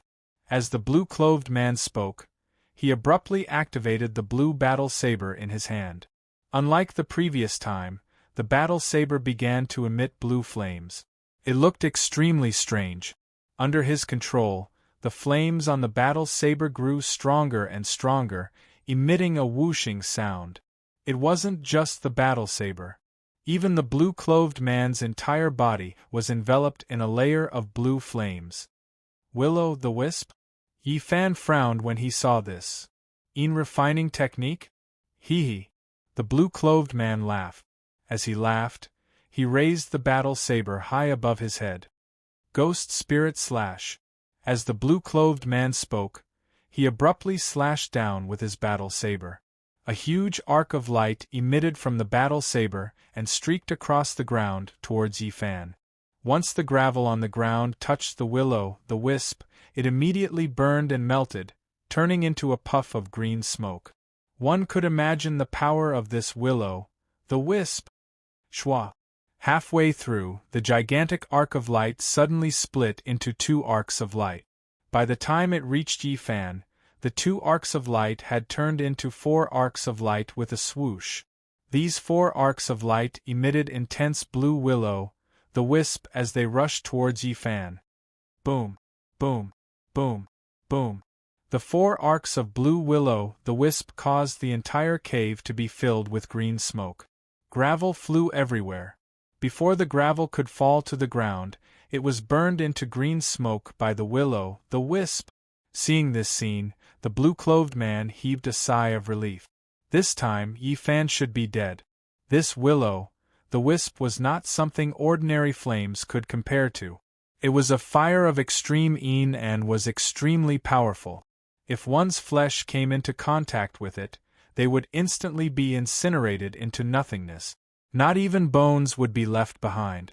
In order to forge this will-o'-the-wisp, he had spent a lot of effort.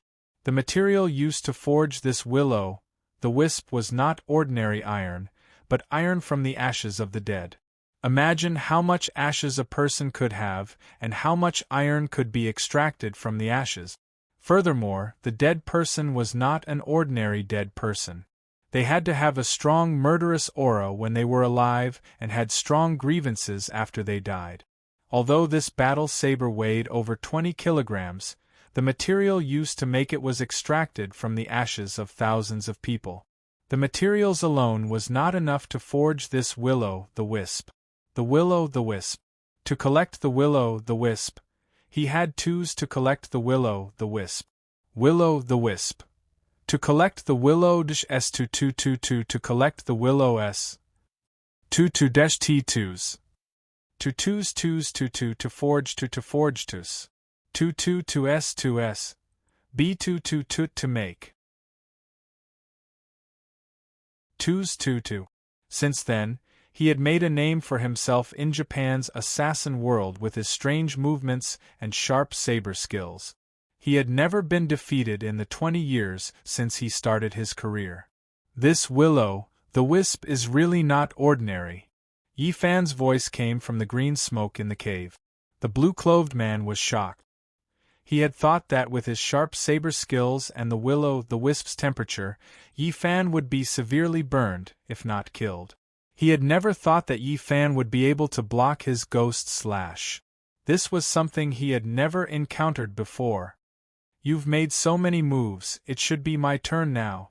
Yi Fan, who was half naked, slowly walked out of the smoke as he spoke. "Who, exactly, are you?" the blue-clothed man asked with a frown. "You don't need to know who I am," Yi Fan said with an evil smile. "It's useless even if you know. You are so confident." The blue-clothed man raised his head and asked. Yi Fan smiled as a reply. The blue-clothed man did not say another word. He held the saber in his hand again and activated it. Blue light burst out and the will-o'-the-wisp soared. "Although your move is powerful, it's useless against me." Yi Fan looked at the blue-clothed man and said slowly, "You are the strongest opponent I've ever met," the blue-clothed man said as he activated the ghost flame saber. "The greatest respect for the strong is to use your greatest strength to defeat your opponent. Next, this is my strongest move. Please advise me." As the blue-clothed man spoke, the ghost flame saber in his hand let out a humming sound. Then, the blue light burst out to 3 feet, and the blue will-o'-the-wisp soared more than 10 feet high. I can't use it here. The blue-clothed man continued, let's go out. As he spoke, he used his movement skill and retreated 20 feet away. Seeing this, Yi Fan frowned. Then, he smiled and said, all right, then I'll take a look. As he spoke, he slowly walked out of the cave. This is for you. The blue-clothed man pulled out the snake's shadow sword from his waist, and threw it to Yi Fan. Yi Fan reached out and caught the snake's shadow sword. Then, he looked at the blue-clothed man with a puzzled expression. He did not understand why the blue-clothed man would do such a thing. That's only fair. The blue-clothed man said seriously. Good. Yi Fan said loudly. Since you said so, I'll accompany you for a round. Yi Fan said as he held the snake's shadow sword in front of him. Han Long, this time, I'm trying to save someone. Don't fight me like last time. The snake's shadow sword let out a crisp humming sound as a reply. All right, Yi Fan said with a smile. Today, I'll let you out to get some fresh air. After Yi Fan finished speaking, he suddenly activated the snake's shadow sword. The snake's shadow sword instantly emitted a white light, and cold qi spread out in all directions. In an instant, the temperature around Yi Fan immediately dropped, and the cold qi that poured down from the snake's shadow sword instantly covered the ground like white smoke. The cold smoke rose in spirals, and the white fog rose as if it was a fairyland. Not only that, under his incessant urging, the small snake on the snake's shadow sword began to slowly swim. Its emerald eyes also emitted 2 dazzling green lights. As the silver snake swam, 2 dragon horns began to slowly grow on its head. The head of the snake slowly turned into a dragon's head, and dragon scales gradually appeared on its body. Below its body, 4 dragon legs grew, and on each leg grew sharp claws. The cold dragon sword began to unseal. Cold dragon unseal. As soon as Yi Fan spoke, the cold air on the ground began to churn violently like the waves in the ocean. Following that, a loud dragon's roar was heard. A white dragon about 100 feet long that was formed by cold air soared into the sky from the churning cold air on the ground. Its eyes were glaring angrily. It had green eyes and silver claws. The dragon's roar echoed in the air, and it was imposing even though it was not angry. After the cold dragon was born, it soared into the sky, and then circled around in the air. After that, it slowly descended, and used its huge body to coil around Yi Fan. After the cold dragon appeared, the surrounding temperature instantly dropped. Only a crackling sound could be heard, and with Yi Fan as the center, everything within dozens of feet of him was covered in a thick layer of ice. In an instant, this place turned into a world of ice and snow. The ice spread until it was about 10 feet away from the blue-clothed man, and then it took a detour. The blue-clothed man's ghost flame saber was emitting heat that prevented Yi Fan's cold qi from corroding within 10 feet of him. This is the power of this sword? The blue-clothed man was completely shocked by the snake's shadow sword. He did not expect this sword to have such shocking power. This is only the beginning of the unseal, Yi Fan said. If I wasn't sealed, I could let you see it again. Unfortunately, Yi Fan did not continue speaking. We will decide the victor in one move, the blue-clothed man said as he pushed the ghost flame saber in his hand to its limit. The dark blue saber began to tremble slightly, and the ghost flame on the saber suddenly expanded, reaching more than 10 feet high and more than 1 square foot wide. The blue flames that soared into the sky formed the shape of a huge saber. Its aura was oppressive, and it shook one's soul. All right, we will decide the victor in one move. Yi Fan narrowed his blood-red eyes and said, Netherworld Ghost Slash. The blue-clothed man said as he slashed down with the flaming saber that was more than 10 feet long. Shwa! The air seemed to be split in half by this saber. The huge saber was wrapped in rising blue flames, and it slashed straight at Yi Fan with the weight of Mount Tai. When the Han dragon that was coiled around Yi Fan saw this, it immediately turned its huge body and prepared to soar into the sky to block the flaming saber that was slashing at Yi Fan. Han dragon, don't move. I will take this move, Yi Fan said as he used his movement technique. A green shadow soared into the sky and met the huge flaming saber in the blink of an eye. Boom! Yi Fan, who was in midair, used the cold dragon sword in his hand to block the huge flaming saber, creating a loud sound that shook the heavens. Walala!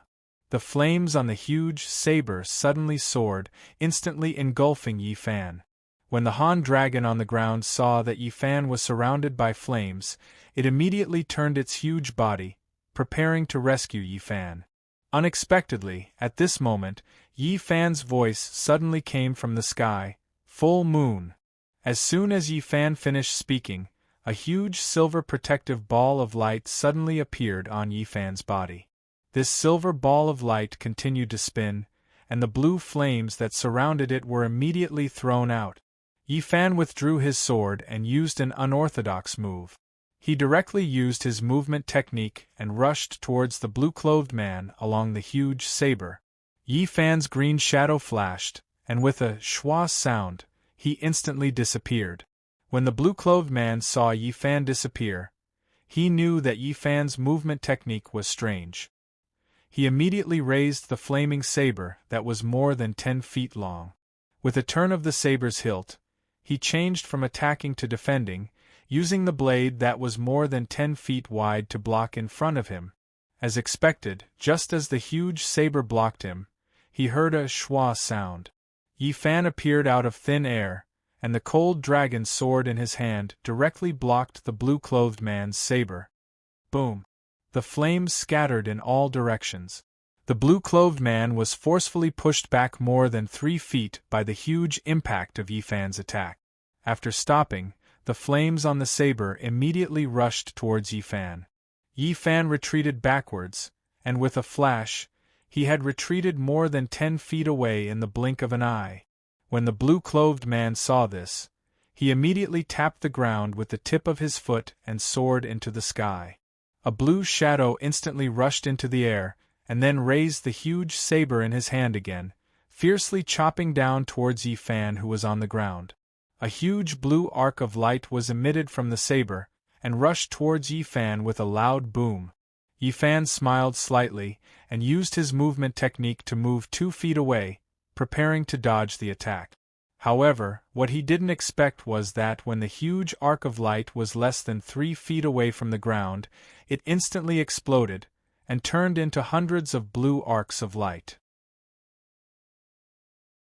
Like a net of light, it covered the sky and covered the earth as it rushed down.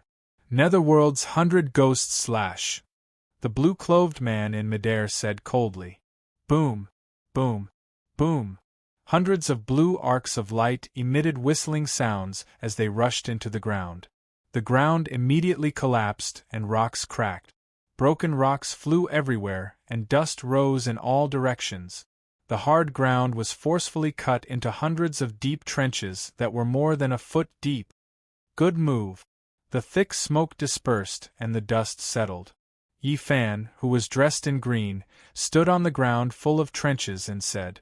The blue-clothed man in midair smiled slightly, and his eyes narrowed. Yi Fan frowned. The blue-clothed man's smile was a little strange. Rumble.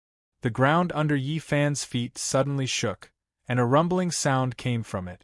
Following that, the ground under Yi Fan's feet quickly swelled up into a large mound of earth. The mound of earth grew taller and taller, and the soil on its surface began to gradually fall off. In an instant, a small mountain of blue light appeared. Yi Fan frowned. This small mountain of blue light was actually made up of countless blue battle blades. There were at least 10,000 of them. Boom! More than 10,000 blue battle blades instantly rose from the ground, and broke out of the ground with a roar. Like a torrential downpour, they pierced towards Yi Fan in midair. Yi Fan didn't dare to be negligent. He immediately used his movement technique and rushed up into the sky. The blue-clothed man in midair smiled, and raised the huge battle blade in his hand again. He swung it down fiercely, and a huge blue fireball shot out from the tip of the battle blade. As soon as it left the battle blade, the huge fireball immediately turned into hundreds of blue fireballs. These fireballs instantly connected, and formed a huge blue fire net. It covered the sky and covered the earth as it rushed down towards Yi Fan.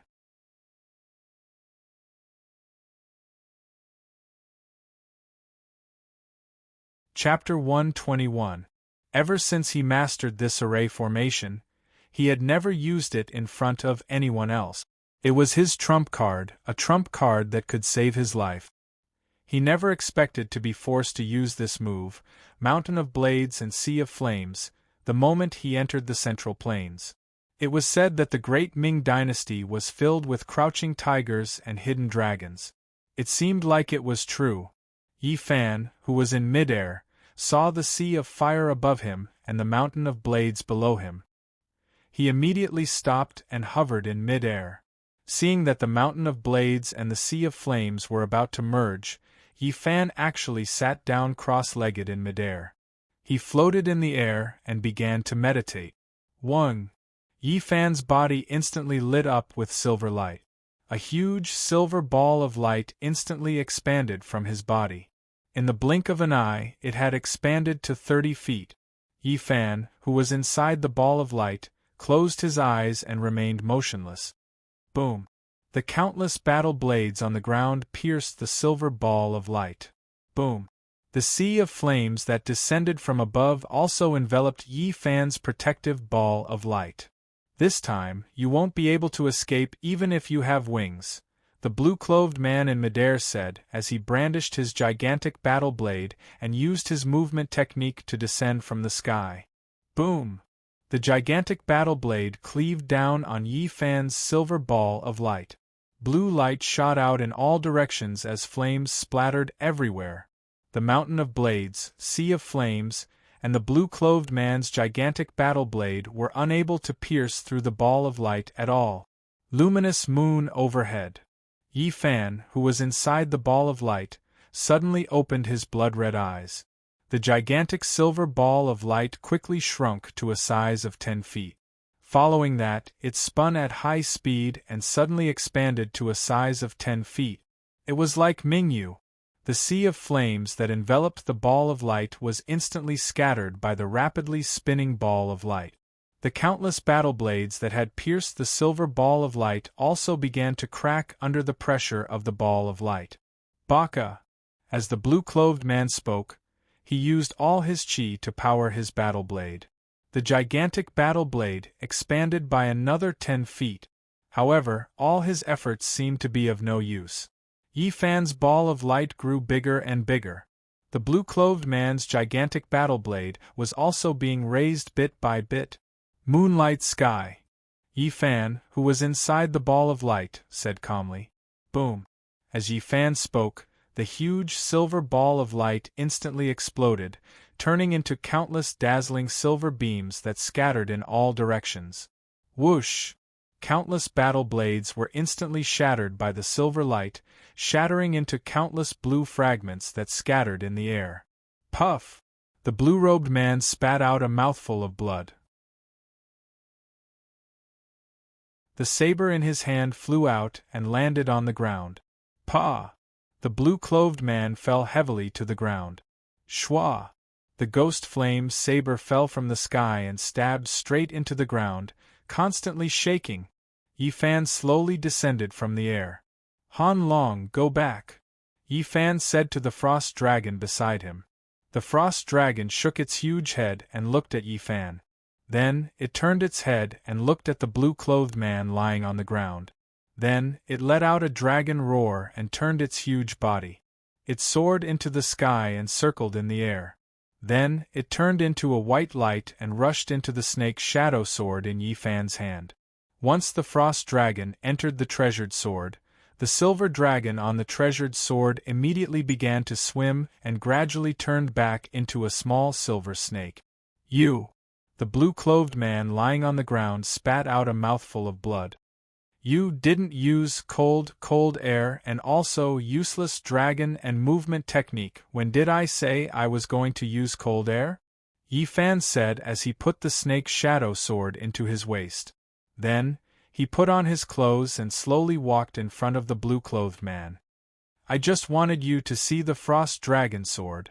As for movement technique, Yi Fan said with a smile, there's no point in always hiding. You give me a quick death. The blue-clothed man panted heavily and said intermittently, I'm in a good mood now, so I don't want to kill you. Yi Fan stood up. You're a real villain, not a hypocrite. I like people who are true to their appearance. Yi Fan said with a smile. However, just because I didn't kill you today doesn't mean that the other me won't kill you in the future. Good luck to you. Yi Fan said as he slowly walked into the cave. After entering the cave, Yi Fan found the half-naked and unconscious Yi Feishue. He squatted down and poked Yi Feishue's body a few times. Only then did Yi Feishue slowly wake up. In her haze, she saw a person with blood-red eyes looking at her. Ah! Yi Feishue was so scared that she screamed loudly. As she screamed, she grabbed a stone beside her and threw it at Yi Fan. Pa! Yi Fan caught the stone that was flying towards him and crushed it into pieces. Look carefully before you hit me. Yi Fan patted the dust off his hands and stood up. Women are really troublesome. Yi Fan? Yi Feishue sat up in surprise and said, You're not dead? What happened to your eyes? Why are they so scary? Where's that blue-clothed man? Yi Fan frowned. He hated talkative people the most, especially women. Say something. Yi Feishue said. The blue-clothed man is outside. Yi Fan said impatiently. Outside? Yi Feishue was so scared that she immediately grabbed Yi Fan's arm. Put on your clothes first. Yi Fan shook off Yi Feishue's hand in disgust. Put on my clothes? Yi Feishue realized that her clothes weren't enough to cover her body. She screamed loudly as she started to put on her clothes. Yi Fan turned around and closed his eyes with a worried frown. Yi Feishue was giving him a headache. What happened to your eyes? Are you injured? Is that blue-clothed man dead? Oh right, weren't you buried under the rocks? How did you get out? Yi Feishue asked as she quickly put on her clothes. Yi Fan took a deep breath. This Yi Feishue's constant chatter was giving him a headache. He originally wanted to go somewhere else to relax, but now he suddenly missed the quiet and secluded bamboo forest. I'm not Yi Fan. The blue-clothed man should have left by now. Yi Fan said, when you see Yi Fan later, treat his injuries. This body is now broken beyond recognition. If it wasn't for this body, I would have been done a long time ago. If you're not Yi Fan, then who are you? Yi Feishue asked after putting on her clothes. Were you beaten silly by the blue-clothed man? Yi Fan felt his head hurt more and more. He decided to go back immediately. I'm back. Yi Fan was anxiously pacing around the bamboo forest when Yi Fan suddenly appeared in front of him. How was it? Yi Fan saw that Yi Fan had returned, so he immediately went forward to ask. The blue-clothed man is seriously injured, but Yi Feishue is fine. Yi Fan said. Yi Fan. That's great. Yi Fan said. Hurry up and leave. I don't want to talk right now. I want to be alone in peace and quiet. Yi Fan said as he rubbed his temples. What's wrong? Are you okay? Yi Fan asked. I'm fine. Yi Fan waved his hand and said, Go back and get your injuries treated. I won't be sending you off. With that said, he flicked his sleeve. Yi Fan suddenly felt the world spinning around him. Hey Yi Fan, wake up! Yi Feishue slapped Yi Fan's face. When Yi Fan opened his eyes, he found himself back in the real world. At this moment, he felt weak and sore all over. His organs hurt like needles. You're awake. When Yi Feishue saw that Yi Fan had woken up, she immediately wiped her tears and said, You scared me to death. Why are you crying? I'm not dead, the weak Yi Fan said softly. Who's crying? Yi Feishue said in an attempt to cover it up. I'm just confused. Where's the blue-clothed man? Yi Fan asked. You just told me that the blue-clothed man was seriously injured. He should have left, Yi Feishue said. I went out to take a look. There's no one there. That's good, Yi Fan said. By the way, who was that red-eyed man? Yi Feishue asked. It's definitely not you. He's me, but also not me, Yi Fan replied. I don't know how to explain it. By the way, are you okay? I'm fine.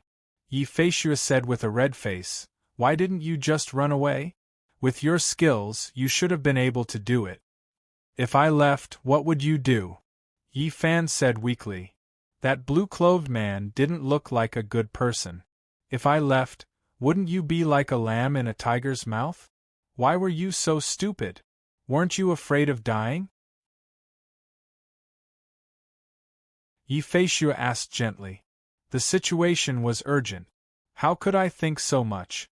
Yi Fan said. You're still talking about me. I told you to leave, so why didn't you leave? You even foolishly came back. Didn't I want to help? Yi Feishue said with a pout. A dog bites Lu Dongbin. You don't know how to appreciate a good person's kindness. Yi Fan smiled and didn't say anything. You forcefully circulated your qi, causing your internal organs to be injured even more. Don't go anywhere for the next few days. Focus on recuperating here. You'll be done when your injuries are healed, Yi Feishue said. How long will it take? Yi Fan asked. That's hard to say. It depends on how you recover, Yi Feishue said. If you recuperate well with your cultivation, it'll only take 8 to 10 days. Then I'll have to trouble you, Miss Yi, Yi Fan said. Since you risked your life to save me, I'll trouble you, Yi Feishue said with a smile. In the next few days, Yi Feishue went out to gather herbs and hunt during the day. At night, she gave Yi Fan acupuncture and decocted medicine. Yi Fan was responsible for starting the fire, cooking, and cleaning the cave. Under Yi Feishue's careful care, Yi Fan's injuries gradually healed by more than half. He could already cultivate his qi. 10 days later, Yi Feishue told Yi Fan that his injuries had completely healed and that he could go home with her. Yi Fan was overjoyed when he heard this. At this time, his spiritual energy was already very abundant. He thought about his beloved wife, Fujiwara no Chiko, day and night. He couldn't wait to rescue her as soon as possible. We'll leave tonight, Yi Fan said. Tonight? Yi Feishue asked doubtfully. It's dark at night. How are we going to travel? How far is your home? Yi Fan asked. About a few 100 kilometers, Yi Feishue replied. I'll be able to bring you home in 2 hours at most, Yi Fan said. 2 hours? How is that possible? Yi Feishue didn't believe him. You forgot. I can fly, Yi Fan said with a smile. You can fly, but I can't, Yi Feishue said with a curl of her lips. You're really stupid. I'll carry you, Yi Fan said with a smile. You'll carry me? Yi Feishue's eyes lit up. Really? Why would I lie to you? Yi Fan said. I'll carry you. We'll be home in 2 hours at most. That's great. Yi Feishue clapped her hands and laughed. I've lived for so long, but I don't know what it feels like to fly in the air. You should wear more clothes. It's very cold in the air, Yi Fan said. Don't get frostbitten. Got it, Yi Feishue said in annoyance. In the blink of an eye, the sun set in the west and the sky gradually darkened. It's almost time. We can leave now. Yi Fan looked up at the sky and said to Yi Feishue, Come on, I'll carry you. Ha ha ha. Yi Feishue cheered and jumped onto Yi Fan's back. I'm going to fly. Hold on tight, Yi Fan said and began to use his spiritual energy to slowly leave the ground. Ah! Yi Feishue, who was on his back, tightly wrapped her arms around Yi Fan's neck and screamed excitedly. Yi Fan smiled and suddenly increased his spiritual energy to fly straight into the sky. Ah! Yi Feishue was so scared that she closed her eyes tightly. Her legs tightly clamped Yi Fan's waist, and her arms were so tight that Yi Fan couldn't breathe. If you use more strength, I'll be strangled to death, Yi Fan said. Yifei relaxed a little. She opened her eyes and looked down. She saw that she was already in the air. White clouds were floating above her head, and stars were shining. Below her, the lights of thousands of homes were shining brightly. She felt like she was in a dream. Are you cold? Yifan asked. No. Yifei put her mouth close to Yifan's ear and said, Can you go faster? Aren't you afraid? Yifan asked. Yifei shook her head. No. Okay, hold on tight. Yifan fiercely urged his spiritual energy, and a shadow streaked across the sky.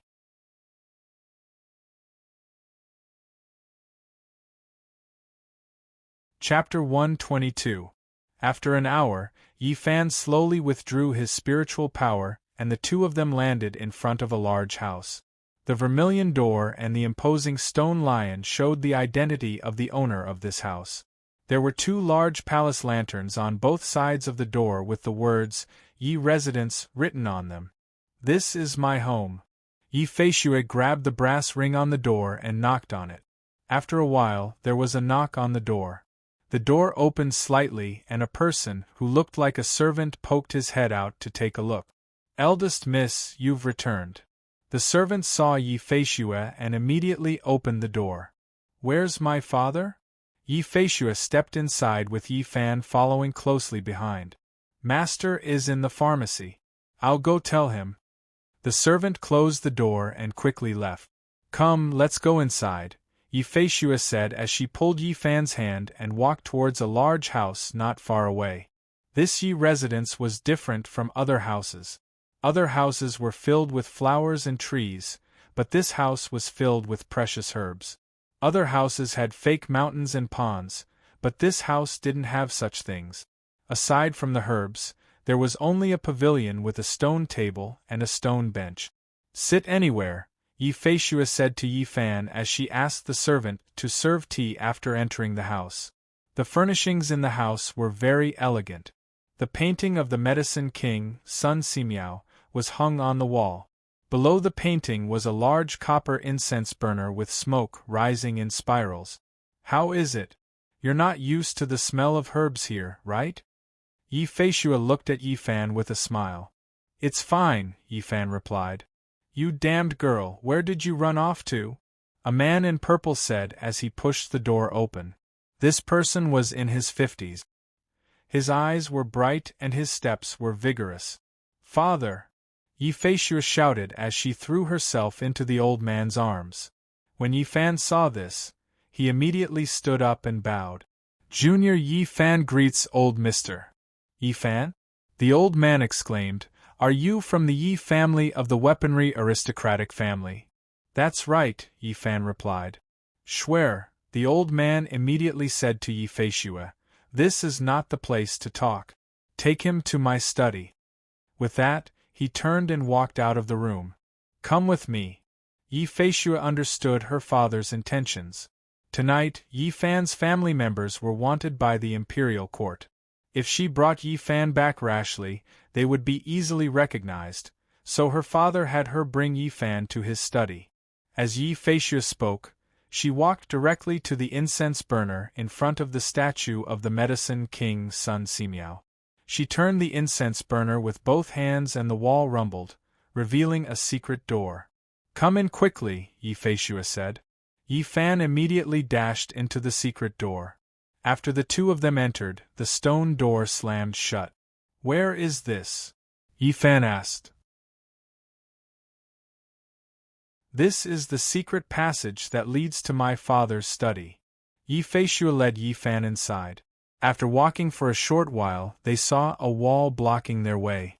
Yifei stepped forward and pressed against the wall. A stone tile immediately sank in.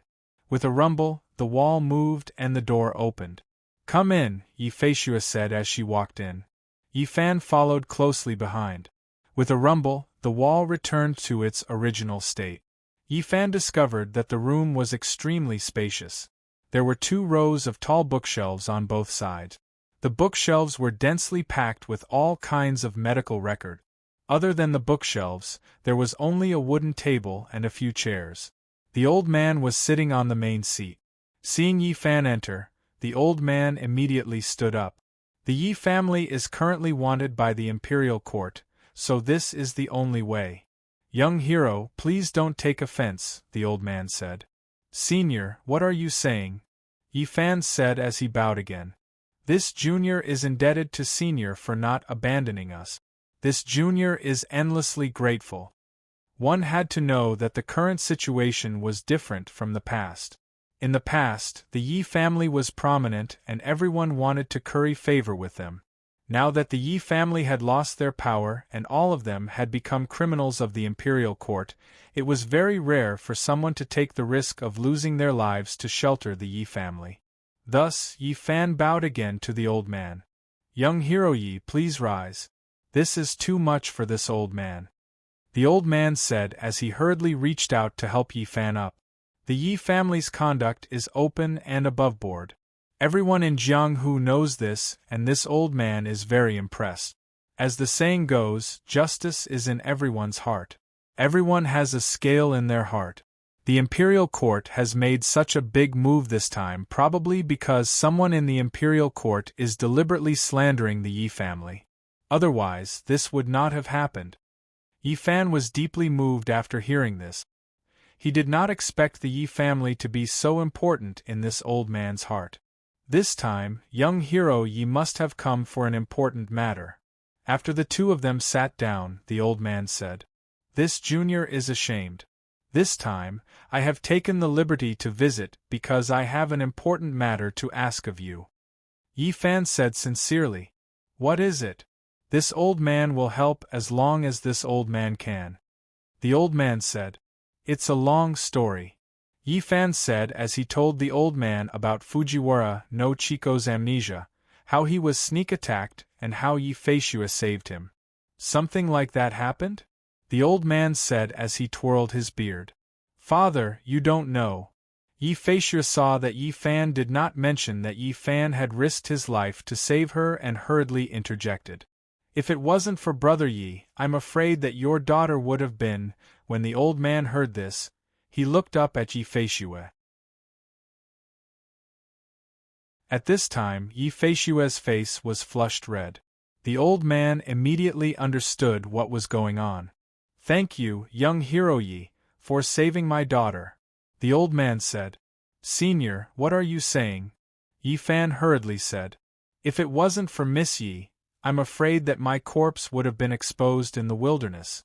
Moreover, if it wasn't for her saving me, that man in blue would not have met Miss Yi. Everything was caused by me. Father, was Brother Ye's wife hypnotized? Yi Feishua asked. From the symptoms you have described, she should have been hypnotized by an expert. The old man said. However, this is only an inference. Everything can only be confirmed when we see her in person. This junior earnestly asks the old man to save my wife. Yi Fan said as he got up and knelt in front of the old man. What are you doing? Get up quickly. The old man hurriedly helped Yi Fan up. This old man will go with you. Thank you, senior. Yi Fan said happily. With the help of the Yi family, Chico's memories would definitely be restored this time. The two of them would be able to reunite again. It's already late. Tomorrow, this old man will hurry with you on horseback. It will take at most 3 days to get there. The old man said. I won't hide it from you, senior. Now that I have a cultivation base, I can fly through the air. I can get there in a few hours. Yi Fan cupped his hands. If senior doesn't mind, this junior can carry you there. Fly through the air. The old man said in surprise. You know how to fly? Yi Fan nodded. It's said that every member of the Yi family has a unique skill. It's true. I didn't expect you to have such a cultivation base at such a young age. How rare. The old man said with a smile. Since that's the case, there's no time to lose. Let's get going now. Schwer, bring me my medicine box. Yi Feishua walked over to the shelf of medicinal ingredients and took out an exquisite medicine box. She handed it to the old man. The old man took the medicine box and put it on his back. Let's go. Wait a moment, Yi Fan said as he took off his outer coat. He took off the flawless robe he was wearing and draped it over the old man's body. This treasured robe is impervious to weapons and water and fire. Senior, please put it on. There's an expert keeping watch over that place. I'm afraid that if our whereabouts are exposed, we'll end up hurting you if we fight. Besides, it's unusually cold up high in the sky. Although his father, Yi Kong, had told him that this robe must never leave his body. Otherwise, he might be controlled by the evil energy again. However, the situation was urgent. Yi Fan was eager to save his wife, so he couldn't care less. Besides, the evil energy in his body wasn't as scary as Yi Fan had imagined. If it wasn't for him, he and Yi Feishue would have been killed by the blue-clothed man. The old man was shocked as he watched the white robe on his body gradually turn transparent. What a treasure, the old man said as he stroked the transparent robe. Senior, are we leaving now? Yi Fan asked. Let's go now, the old man said as he turned to Yi Feishue. You stay at home.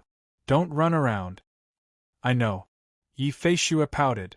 She actually wanted to go with Yi Fan, but they were going to save someone, not go sightseeing. Besides, Yi Fan could only carry one person. He couldn't carry both of them. Thinking of this, Yi Feishue blushed. She really wanted to know how it felt to be carried in Yi Fan's arms. The old man and Yi Fan arrived at the back door. There were precious herbs planted here that liked shade. It was very secluded. Furthermore, it was already late at night, so there wasn't a single person around. Yi Fan carried the old man on his back. He circulated his spiritual power and slowly lifted off the ground. The old man on his back laughed. This old man has sat on everything in his life, but this is the first time I'm flying in the air. Senior, sit tight. If you feel any discomfort, you must tell this junior, Yi Fan said. Go ahead and fly. This old man's bones are strong. The old man smiled. Then this junior will respectfully accept, Yi Fan said as he sped up. Firstly, the old man was protected by the flawless Dharma robe, so he should be fine. Secondly, he missed his beloved wife very much. He wished he could grow a pair of wings and fly to Fujiwara no Chico's side in an instant. An illusory figure streaked across the sky. Senior, how is it?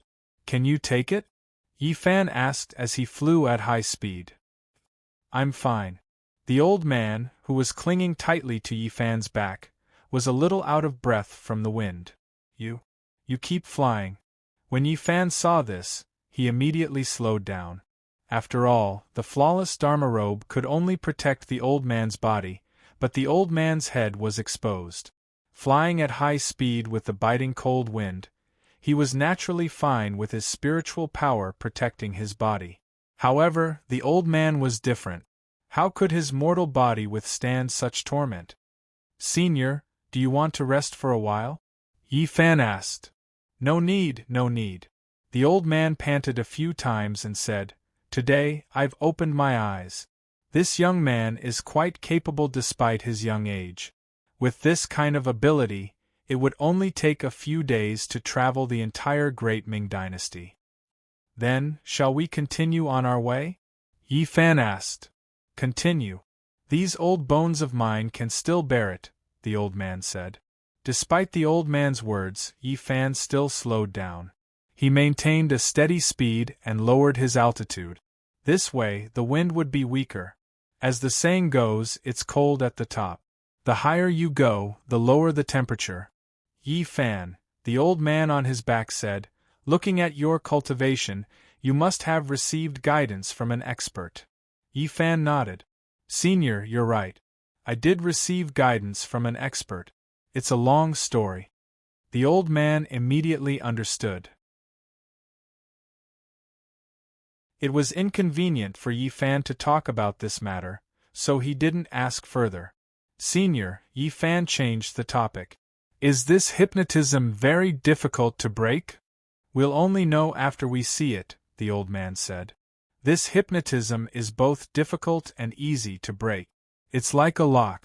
No matter how sturdy it is, a small key can easily open it. The difficult part is the key. What if we can't find the key? Yi Fan asked. He had heard from Yi Feishue that breaking the hypnotism of an expert was as difficult as ascending to the heavens. Then we can only forcefully break the lock, the old man said.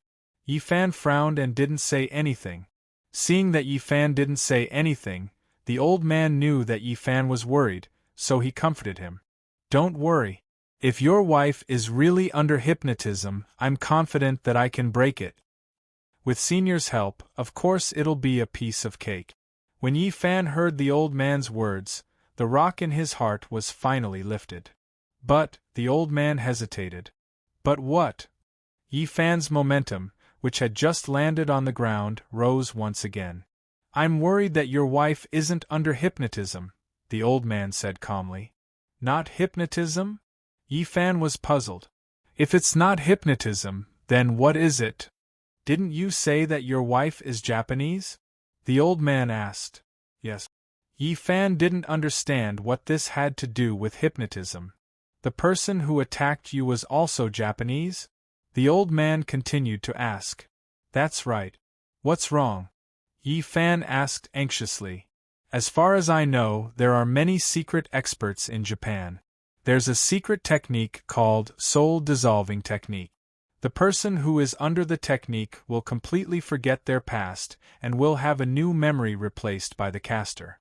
Back then, our Yi family's ancestor traveled to Japan and saw someone use this technique to cure someone who had an extremely painful experience. This technique is completely different from hypnotism. Hypnotism can only hypnotize people with weak willpower and can be used to awaken their memories through hypnotism. However, this soul-dissolving technique is completely different. It's said that it can directly erase the memories in the soul. As for the method to break it, the old man stopped and didn't continue. What method can be used to break the soul-dissolving technique? When Yi Fan saw that the old man was about to say something but did not say it out loud, a trace of worry flashed through his heart. He hurriedly stopped and hovered in midair before asking.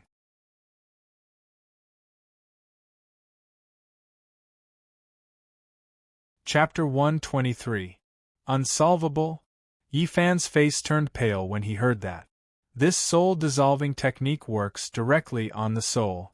It's a metaphysical technique and is no longer a problem that can be solved by doctors, the old man said.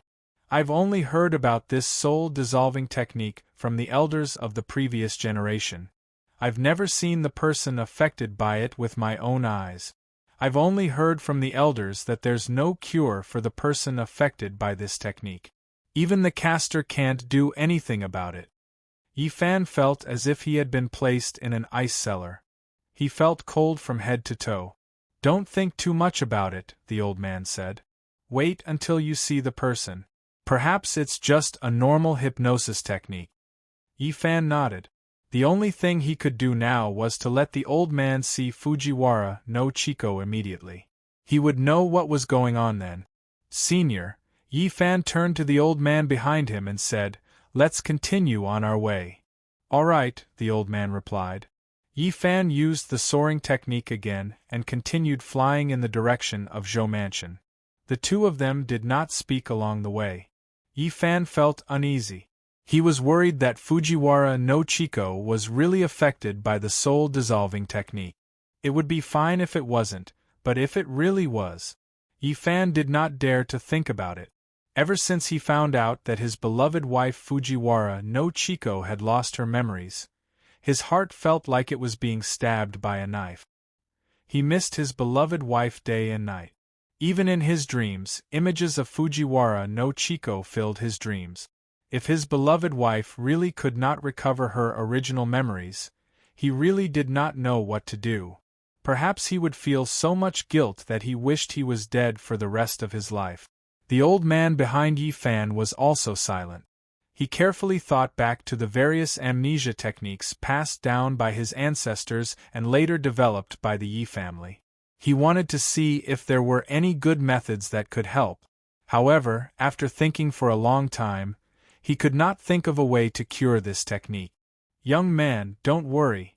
The old man was the first to break the silence.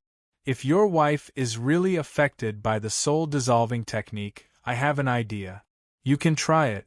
Maybe you can break the soul-dissolving technique. Really? Yi Fan suddenly felt a glimmer of hope. Senior, what do you have in mind? Do you know Qing Chenzi? The old man asked Yi Fan. Purple Sun Monastery's monastery master Qing Chenzi? Yi Fan blurted out. That's right. The old man said, this person's cultivation is extremely high, and his Tao techniques are exquisite. Perhaps he might be able to help you.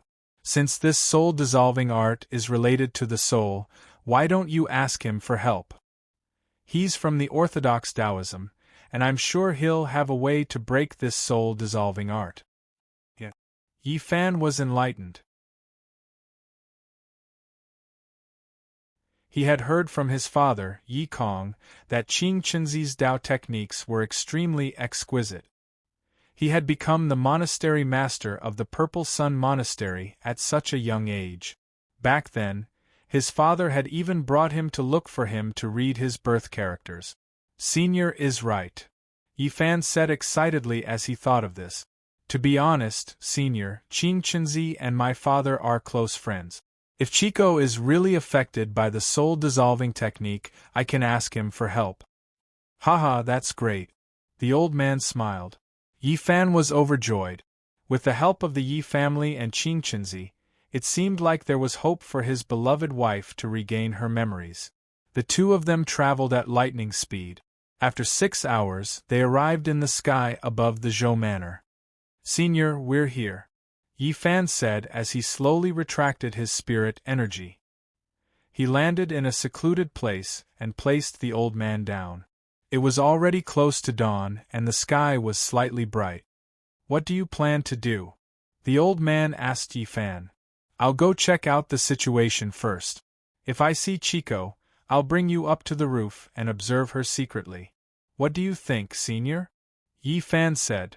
It's best if you can see her face to face.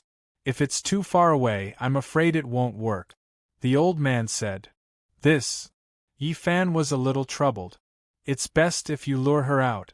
I'll pretend to be a passerby and observe her secretly.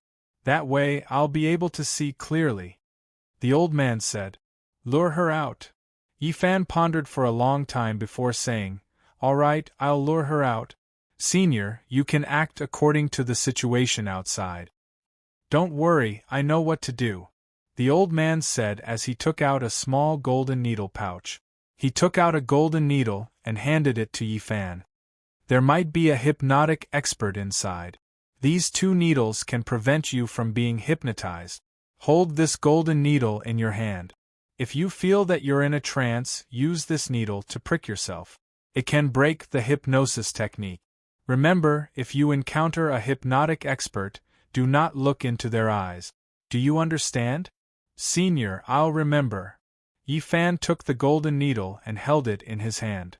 Then, he gently flipped over the back wall and onto the roof. After reaching the roof, Yi Fan squatted down and circulated his spirit energy to his eyes and ears. He carefully observed every movement here.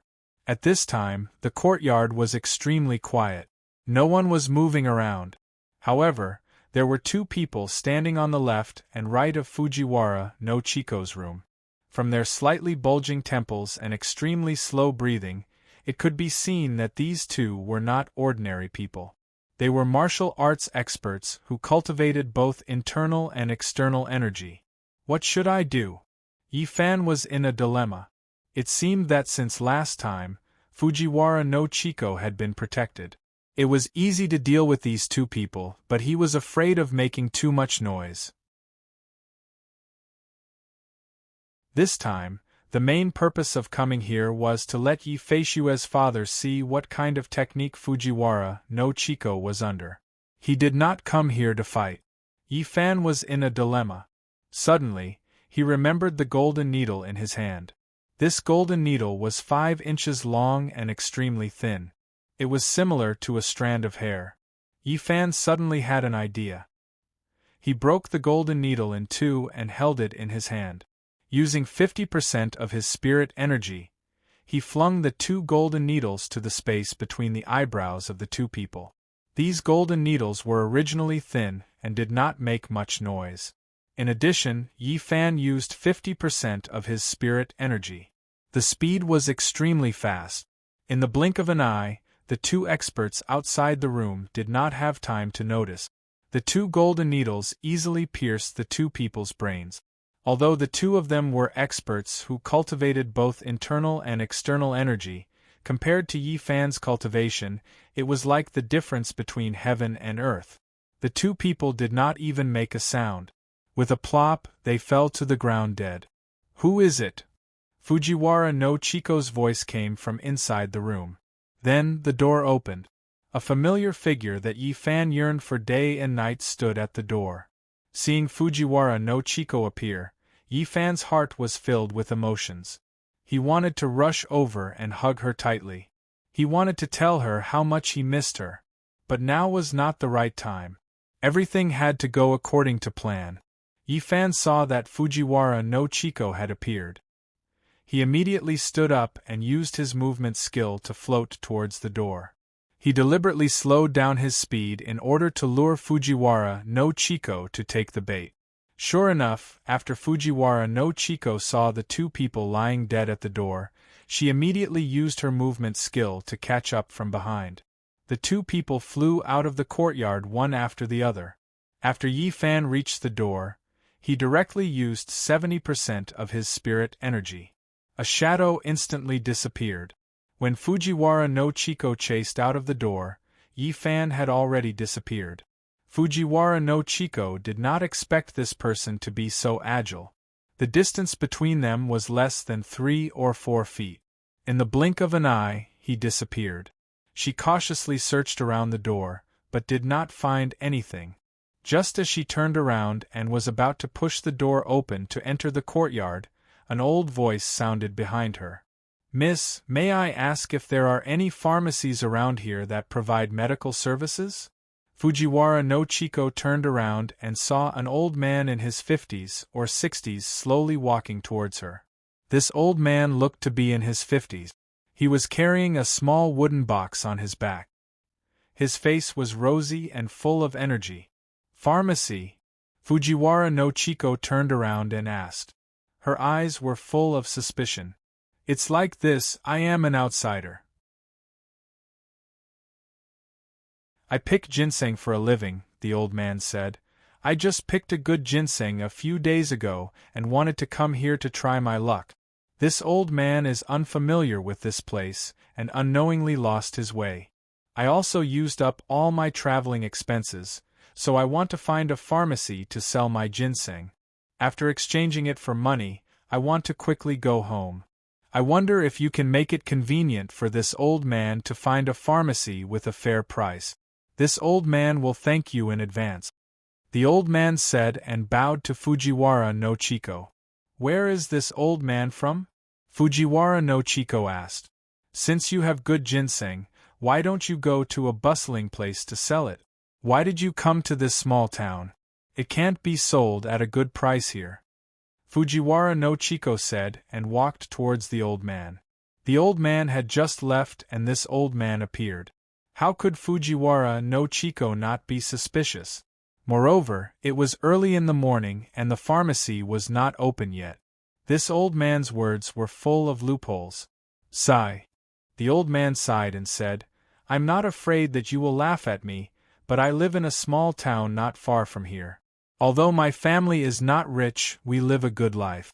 However, my only son is always idle and lazy. A few days ago, because of a small matter on the street, he accidentally beat up a person and seriously injured him. The person who was beaten up is the son of the local county magistrate. How can we afford to offend him? The other party said that they want 1,000 taels of silver. If we don't pay, my unfilial son's life will be in danger. I sold my family property and barely managed to gather 600 taels of silver. Fortunately, there is still an old ginseng at home. This old man is afraid of losing face, So he came here to look for these old ginseng and sell it to save my unfilial son. My family has only had one son for 3 generations. Please don't lose it when it comes to me." As he said this, the old man covered his face and cried. Fujiwara no Chiko heard this and frowned. "Old man, can you let me see your ginseng?" Okay. The old man wiped his tears and took out a yellow cloth bag from his body. After opening it, there was indeed a ginseng inside. The old man handed the ginseng to Fujiwara no Chiko. Fujiwara no Chiko reached out and took it. Sure enough, it was freshly unearthed ginseng. Fujiwara no Chiko thought to herself. It seemed that she was too suspicious. "Old man, you must be careful with such a good ginseng. Don't let bad people take it away from you," Fujiwara no Chiko said as she handed the ginseng back to the old man. "I just came here not long ago, so I don't know which medicine shop has a fair price. Why don't you go and ask someone else?" "Miss, you are not a local?" the old man asked. Fujiwara no Chiko shook her head. "I have only been here for a few days, so I am not familiar with this place." "Judging from your accent, you are not a local, right?" The old man put the ginseng into his arms and asked casually. "My parents died when I was young. Later, my uncle sent me to Japan to learn martial arts. I just came back a few days ago," Fujiwara no Chiko said. "I see," the old man said. "Then I will go ask someone else.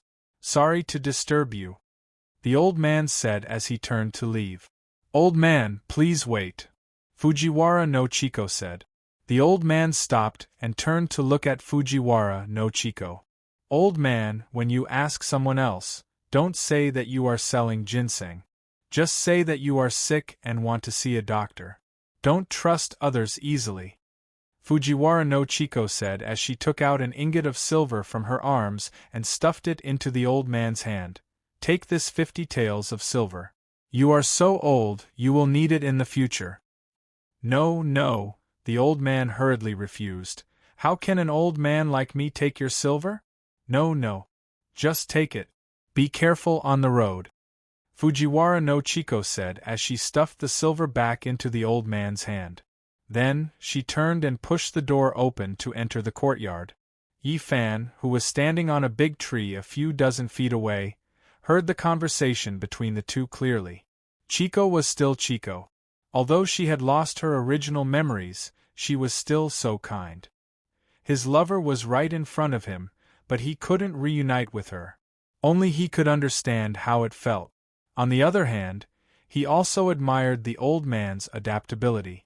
If he didn't know in advance, he would have believed the old man's words to Fujiwara no Chiko. Yi Fan thought as he gently landed on the ground from the tree. At this moment, the old man was also walking towards him. From the old man's furrowed brows, Yi Fan understood most of what had happened. It seemed that Qianzi had not been hypnotized. Instead, he had been affected by the soul-dissolving technique. "Senior, how is it?" Yi Fan asked after bringing the old man to the tree. Although he already knew the result, he still hoped that his inference was wrong. The soul-dissolving technique. The old man frowned. "Senior, are you sure?" Yi Fan asked. "This woman is conscious. Her eyes are clear. She is cautious. Her words are watertight. She is scheming but kind. There are no signs of her being hypnotized." The old man said, "From all the signs, she must have been under the influence of the soul-dissolving technique. It seems that I have to make a trip to the Purple Sun Temple." Yi Fan sighed. "This old man is ashamed that I wasn't able to help." The old man said guiltily, "Senior, what are you saying? No matter what, I still have to thank you."